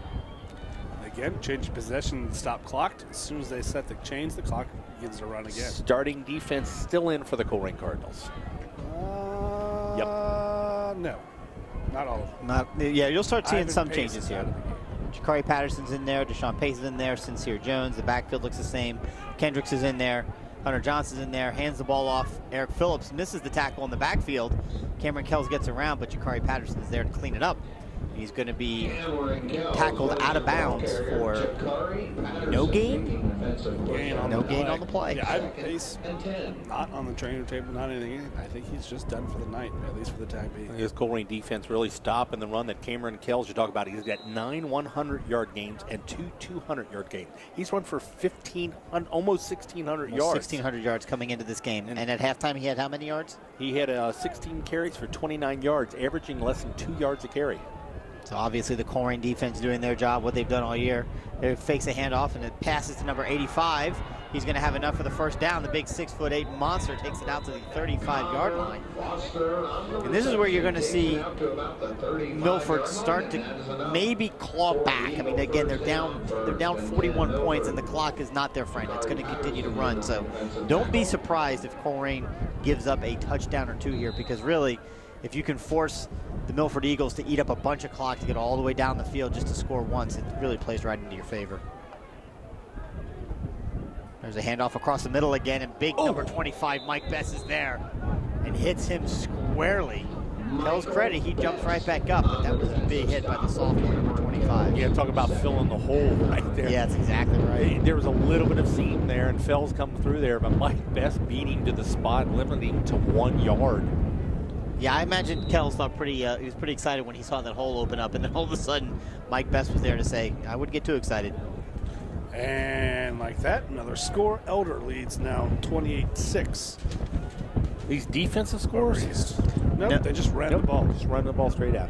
Yep. So he's 2nd down and 9. Snap is back. Hunter Johnson throws. It is caught. Looking for some room to run. Good spin move, but doesn't fool the Colerain defender.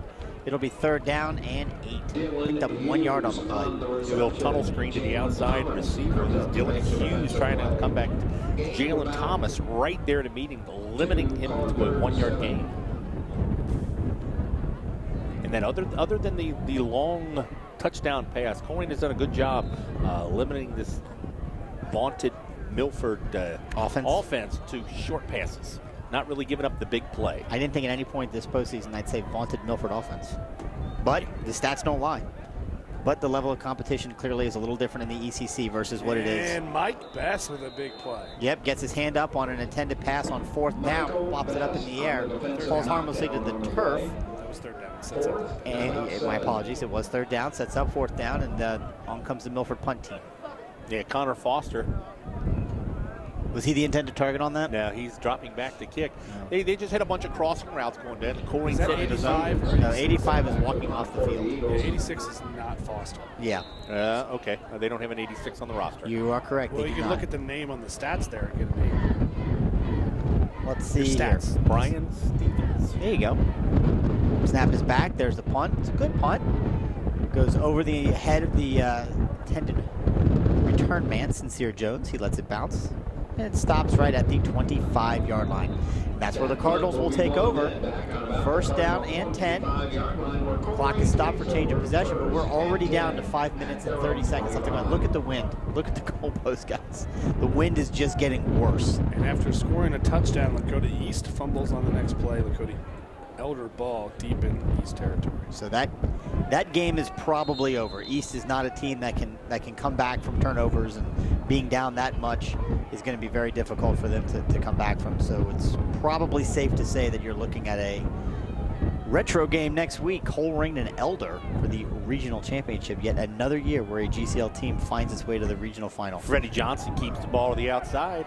He's looking for some room. He's got some room. He's going to have enough for the 1st down. Takes it all the way up to the 39-yard line. So good run, 14 yards for the sophomore. Playing quarterback tonight, Freddie Johnson here in the 2nd half. Quick update. Defensive tackle with an interception on the first play of the 2nd half. Pick Central extends their lead over Northmont 23-7. That's Pickerington Central, the defending state champions, who, again, all of our listeners know Colerain faced last year in the state semis and uncharacteristically turned the ball over 5 times in the 2nd half. Freddie Johnson faked the pitch, kept it himself, and that was a good decision. The young man picked up 4 yards on the play. We saw him earlier in the season, a little bit excited when he got into quarterback, rushing himself. He showed great patience right there. Yep. Just strung it out. Milford did a good job stringing it out, but he got what he needed to do, picking up 3 yards. With this game all but over now, we're down to 4 minutes in the 3rd quarter with the clock just continuing to run. I mean, each team might get 1 or 2 more possessions each. Yeah, as long as that first half was, this 2nd half should be just much quicker. Yeah, it's going to fly by. Man in motion. There's a speed pitch backwards. Who was it that got eaten up by the turf monster? That's number 29 for the Colerain Cardinals. Josh Mason had lots of room on the quick pitch to the outside, and he just fell. 5 foot 10 inch, 160-pound sophomore Josh Mason. You're right, just fell. The turf monster got him right there. Collective moan from the coaching box Yeah. right next to us. He had a blocker in front of him, and I was just going to comment about that, Brad. Colerain coaching staff known for their fiery demeanor here in the box. We normally have to, make sure that the glass is very well soundproof. That time the door was open, we heard them. I just got a quick update from Twitter. Because After that's this what play. Twitter does. 3rd down and 4. And there goes 19 now, takes a speed pitch the other way. There's a block on the outside. He's going to have enough for the 1st down. He gets that into Milford territory, out of bounds. That is Shannon Murray, the 5 foot 7 inch, 150-pound sophomore. As dominant as Colerain has been in this game, Elder has been just as dominant. in Scored their again? game. No, they haven't yet. Not yet. This is just a defensive stat that was posted. Lakota East has 3 turnovers and just 3 first downs in that game. His only score was defensive. Well, that bodes well for Elder next week, having played Lakota East, of course, a triple option team. Like 10 years behind in the way they run it. There's a speed pitch around the side, or excuse me, just a quick handoff on a jet sweep, and that is number 21 with the carry on that one. That's Tyrus Bradley, 5'11", 175-pound junior. Again, coming up on 2 minutes to go here in the 3rd quarter. Colerain up 48-7. Getting awful close. 2nd down and 5. So gain 5 yards on that 1st down run.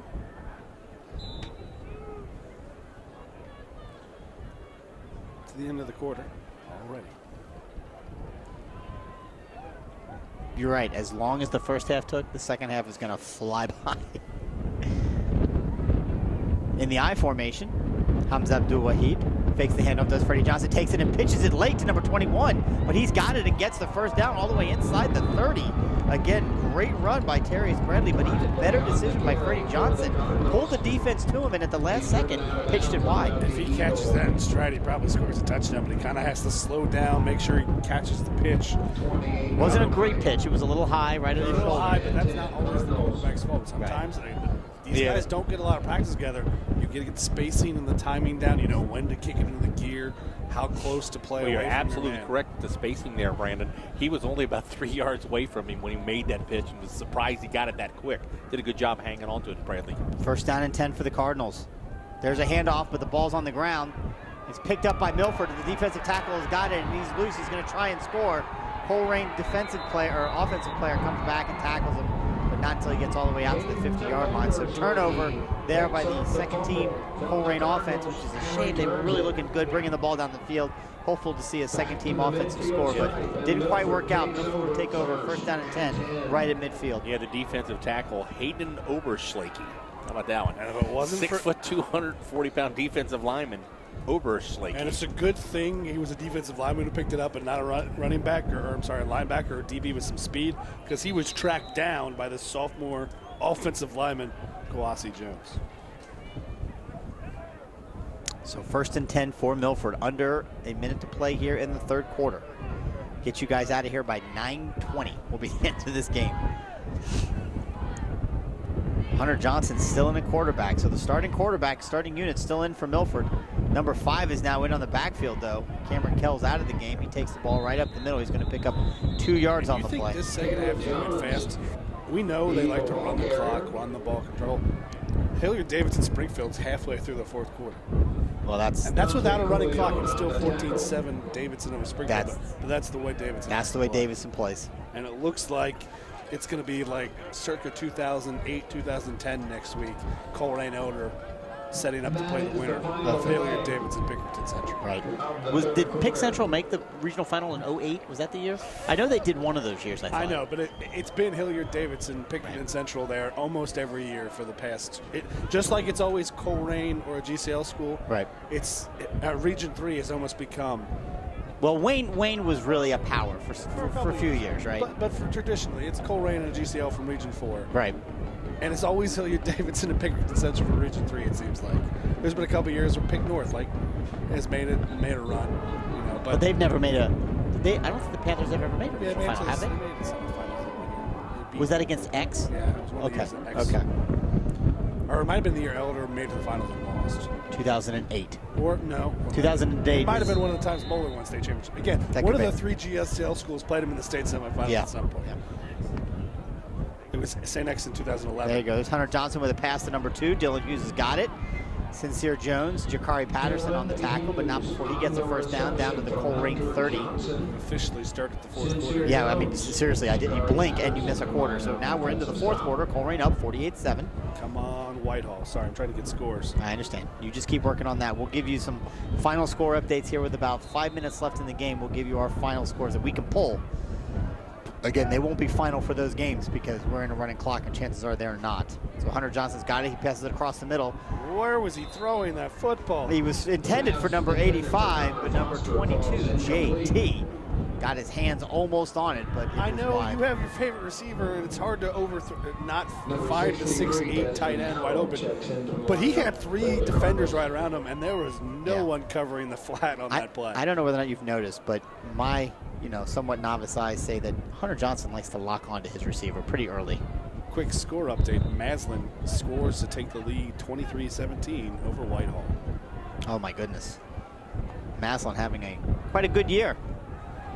There's a pass, and it is caught and tackled immediately.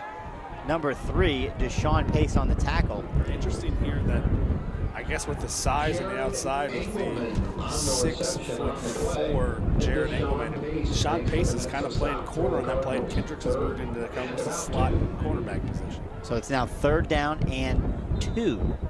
Ball sitting at the 22-yard line. Yeah, Deshaun Pace, he said over there, he was kind of baiting him for that little slant route, and he got it just a step behind. Yeah, exactly. Timeout. Timeout, Colerain. So Colerain, again, with 10 minutes and 12 seconds left to go here in the game, will move on and win this game. And we'll play next week, presumably, against the Elder Panthers, assuming that they hold on. And that is going to be a game that is going to be one for the ages. I mean, it is always good when Colerain and the GCL team hooks up, and it's been a while since Colerain and Elder have had a regional final. The crazy thing about that game will be that more than likely, and we talked to the hosts here earlier when they did a good job signing us up, since that game is between two West Side schools, not east up close to that way, they're more than likely going to be right back here next week. Really, all Elder, St. X, Colerain are within a 7-10 mile radius. 10 to 15 more than miles. likely, this game will be right here next week. Yeah, I can't imagine they would put that game all the way out of Mason, which is where Colerain has played in the past. But we've also played, you just never know. I mean, we know that we believe St. X is going to ask for the game, so there's a handoff to number 5. He's going to get enough for the first down, takes it down to the 17-yard line. So if that game is back here next week, you can expect this place to be a full house, as well it should be, for the right to win a regional championship and move on to the state semifinals, the Final Four in the state. And that would be if the Cardinals are able to win next week, it would be their second Region 4 championship in a row and third in the past 4 years. Couple more score updates. End of the third quarter, Troy 28, Anderson 23. And some offense here up in Columbus. Hilliard, Springfield scored to tie it up, but Hilliard takes the lead 17-14 over Springfield fourth quarter. It's a good game. Hunter Johnson passes it into the middle. Kendricks was there, knocked it out of the intended target's hands. I believe that was once again number 85, intended for Mr. Foster. Falls incomplete. Again, the pressure gets to Johnson. He saw pressure coming, saw a guy, and he just rocketed to him right away. But Kendricks was right there to break it up. It's an interesting matchup. Kendricks looks in our program 5'9". He's not 5'9". 5'8" at his biggest, going against the 6'8". Sticks his nose and breaks up the play. Granted, I don't think he's man-man. He's just sitting in the zone, but still. Yeah. Snap is back. Johnson looks to pass, throws it, and it is incomplete. Sincere Jones jumped the route. You don't think he had intention on intercepting that. He got his hand up in there to knock it out. He did exactly the right thing. And again, I don't know if it's by... That's Deshaun Pace. Yeah. And my apologies. And again, I don't know if it's because of a height mismatch they want to do this, Yep. or they're just experimenting maybe with a more pass-heavy team to put Kendricks on the inside and maybe put a bigger pace. Well, with Sincere Jones on the other side, a lot of teams have been throwing at Kendricks, and Kendricks is a good ball player, but just not as big in stature, but a solid tackler. Interesting that Cameron Kells is not in the backfield. There's a pass into the end zone, and it is knocked down, but there's flags everywhere. And A jump ball into the end zone. Colerain, 2 players there. Milford, 1 player there. The ball is knocked down. Flags on the play. I know it started to rain, so it might have obstructed. I'm sorry, it hasn't started to rain. It started to snow out there. I know it started to snow, so the vision might have been obscured for the referees, but that was bad. That was a long way to get to. That was a bad call. Referees are having a discussion. They're just discussing. There's no such thing as uncatchable. So the question is if he's in. No, the ball hit both the receiver and the defender. It was just a jump ball. I think the receiver is the one that knocked it down. Nope, they're going to mark it off against Colerain, half the distance to the goal. Ball's going to go all the way down to the 8. It's not an automatic first down, so it'll be third down. No, it is first down. It's a first down to go. Automatic first down. Yeah, the big 3 on the end of the stick is wrong. So here we go.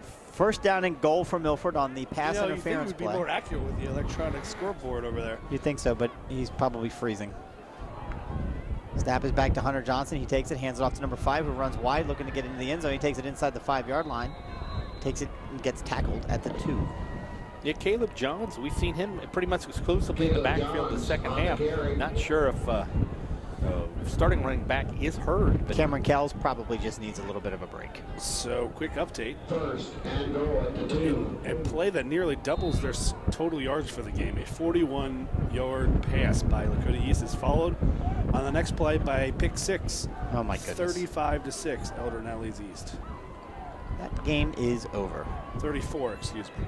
There's a snap back to number 5. He takes it, pulls himself into the end zone, for the score. So Milford puts 6 points at the 6:09 mark of the fourth quarter and pulls it to a 48-13 game. Yeah, Caleb Johns, the sophomore, 5'10", 195 pounds in the ball game this half.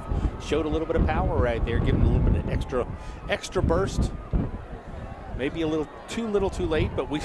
That's a 200-pound sophomore. I mean, that's got some size. He's got a little bit of quicks right there. Yep. Took it off of left side. Just cut it back up in. So the extra point attempt now. Snap is back. Hold is down. Kick is up. Just got him. Good. Grace Ertl with the extra point. 3 for 2 on the night. And she didn't get much of that. And you know what? She's not kicking into the wind. She had the wind behind her back. So I'm not sure if maybe without the wind it doesn't get over the goalpost. It cleared it by about the height of a football. It's still snowing. Is it snowing? There's little bits of snow out there. I think they're flurries. What are flurries?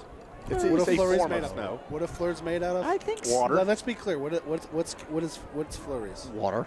H2O. In the form of ice. and Snow. there you go. It is snowing. I don't think that really constitutes snowing. It's snowing. Are you like anxious for the holidays? Do you have your tree up already? No. Brandon's an amateur. There are people that do that right now. I mean, those people should be like drawn and quartered. They should be taken out and made fun. In those people who have already got multiple trees up in their house. Yeah, well, come on. Seriously. Alex does? Are you kidding Our me? Snapchat guy. Is that I think live? Or Alex did has 14 trees in his house. What is wrong with you people? Chris didn't know it, and Alex is a very large man. It is sitting November directly- 8th, dude. Or 9th. What is today? The 9th? The 9th? What? Oh, that's just wrong. That's right. just wrong on so many levels. Back to the game. Cardinals lead 48-14. Colerain over Milford. Vince Ringland on the kickoff. You have a video of it too? Chris, we're on the air. I'm sorry. I know You we're can't on talk the to people who don't have microphones. You can. So he went for the onside kick and whiffed on the ball. Did he go for the onside kick and whiff, or did Yep. the wind push it? I think Yeah. there's some discussion. So what does that mean? I mean, they blew the whistle. If so. it fell off the tee, he gets to re-kick it. And that's what they're saying right now. The referee blew and said it blew off before he had the attempt to kick. So This is a good spot for a fake punt. So Vince Franklin's going to get a little bit, might have to get a little bit of help right here. Except there's no punting. no help. He's just going to run back really I quick. thought Hayden Johnson was going to hold it for him. Yep, it's just a straight-on kick. He gets to it, and he kicks it, and it is an onside kick. It's not going the 10 yards, though. Colerain falls on it after it goes to 10 yards. And Well, it only went 10 yards because the Milford Eagles hit it forward to get it to 10 yards. So it wouldn't have mattered. they're not it allowed was- to do. It Exactly, was that's an what I'm early saying. touch that should be called. Well, it would have if the Milford Eagles recovered it. They did not. They did. So it's not illegal touching until they touch it. Actually, I don't know. I'm just making things up. Don't say that, because you sounded like you knew exactly what you I were know. talking I about. said it. I immediately regret it. I mean, I said it like, but I think it wrong. But that would have sounded right. It did. That was a good question. So first You're down and still 10 for the listening. Cardinals. Thank you. Yeah, Everyone absolutely. for making it all the way through. Yeah, no, this, Hey, and, you absolutely should. Hey, there's still 6 minutes left in this game. And if you'd like to see this game again, we posted the replay, and we'd like to thank our cameraman from Waycross Community Media. He's on top of the bleachers. Yeah, He's Mark on has top been up there all by himself all game long with a single camera. and he volunteered for this. There's Freddie Johnson with a speed pitch back, or a pitch back to number 19. He's got it, looking for some room, and it's difficult when you pitch the ball backwards 7 yards to get a whole lot there. And then it's difficult if you're Shannon Murray that you stop, try to dance through people, and then go the other way, and then realize, oh, there's the rest of the defense coming. Right, so loss of 1 yard on the play. 2nd and 11. Interesting. In Kentucky, Yeah. Cooper takes over. They're trailing Connor 21-19. Wow, that's a close game. I knew that would be a close game. I expected Connor to win that one, though, a little bit It's more Kentucky. handily than that. I was just Did you say confused. anything on coming to Catholic? Nope, I have not. He said interesting in Kentucky in the same sentence. How about I that? know. Here's a quick update. Fumble on a Euclid takes a touchdown to tie the game at 28 against St. Ed's. Wow. Freddie's going to throw the ball. And it's gone! Oh my goodness, Freddie Johnson with a pass completion to number 18. Get that man's number. That's Avante Scales, the 6 foot, 170-pound junior. It'll be a first down for the Cardinals in the red zone. Sorry. Got really excited. I got really excited. Did you just yell, Freddie's going to throw it? And then the ball, he's throwing it into the wind, so the ball just kind of hung in the air forever. Yeah. And Avante, stops and then reaches back to catch catch. As we up to Hussein. I'm sorry, did Freddie Johnson have more passing yards right now than? Oh no, J.J. Davis had that.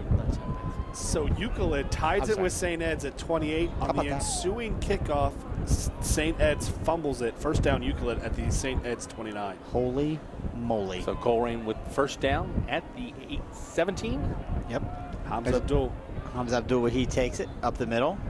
Offensive line still for pushing. Hamza, there's only, with the second team, everyone's a little off, not as much practice. Your athletes on the edge and then in space can kind of make up for poor execution offensively. You're the fullback on the dive. There's not a lot you could do to make up for the execution up front. 3 minutes and 50 seconds left to go in the game. Colerain up 48-14. Second teamers with another chance here inside the red zone. Try and get a score to their credit. Or if nothing else, just run out the clock. If they can pick up one first down, they'll get it. There goes number 29 in motion. There's a counter around the side. There was a lot of people in motion right there. Yeah. and here's the thing for Colerain. You can only have one person in motion. So this is going to be a penalty. This Hector Lopez got the carry. Yeah, Hector Lopez, we've seen a great story. The 5'4", 125-pound senior. Captain on the team. Great story we've got on wearecolerain.com's homepage. Go to read it. Very inspirational young man. Finally gets a chance to come in the game and get a carry. It's not on our homepage. It's on Mike Dyer's. I thought we posted it on ours too. No, we retweeted it on Twitter, of course. But yeah, Mike Dyer and Scott Springer and all. I mean, take a second here, and we're not doing it justice with 3 minutes left in the game. But we're very lucky to have great preps coverage in this city. We really, truly are. And with guys like Springer and Dyer and all the others that do good stuff. They declined the penalty, so they'll take the yardage. It'll be 3rd down and 12 for the Cardinals. 3rd and about 12. There's Freddie Johnson, takes it around the corner, pick up a few positive yards, get back to the original line of scrimmage. Chris here asking, you shall receive from the YouTube chat. Tim Johnson wants to let you know that Covcath is up 43-8. Good grief. It's funny with Covcath because they just kind of turned it around like 3 years ago. Well, that's when Highlands went on their decline. So it is interesting. There's no doubt. But I mean, if you understand the geography of Kentucky, you understand 4th down and 10 that for Colerain that Covington Catholic is completely on the other side of Northern Kentucky from Highlands. So, anywho. But with no borders on enrollment. Well, they do for Highlands. They do not for Covcath. 4th down and 10. Why do you? No one cares. There's a speed pitch back to 21. He's going to try and get wide.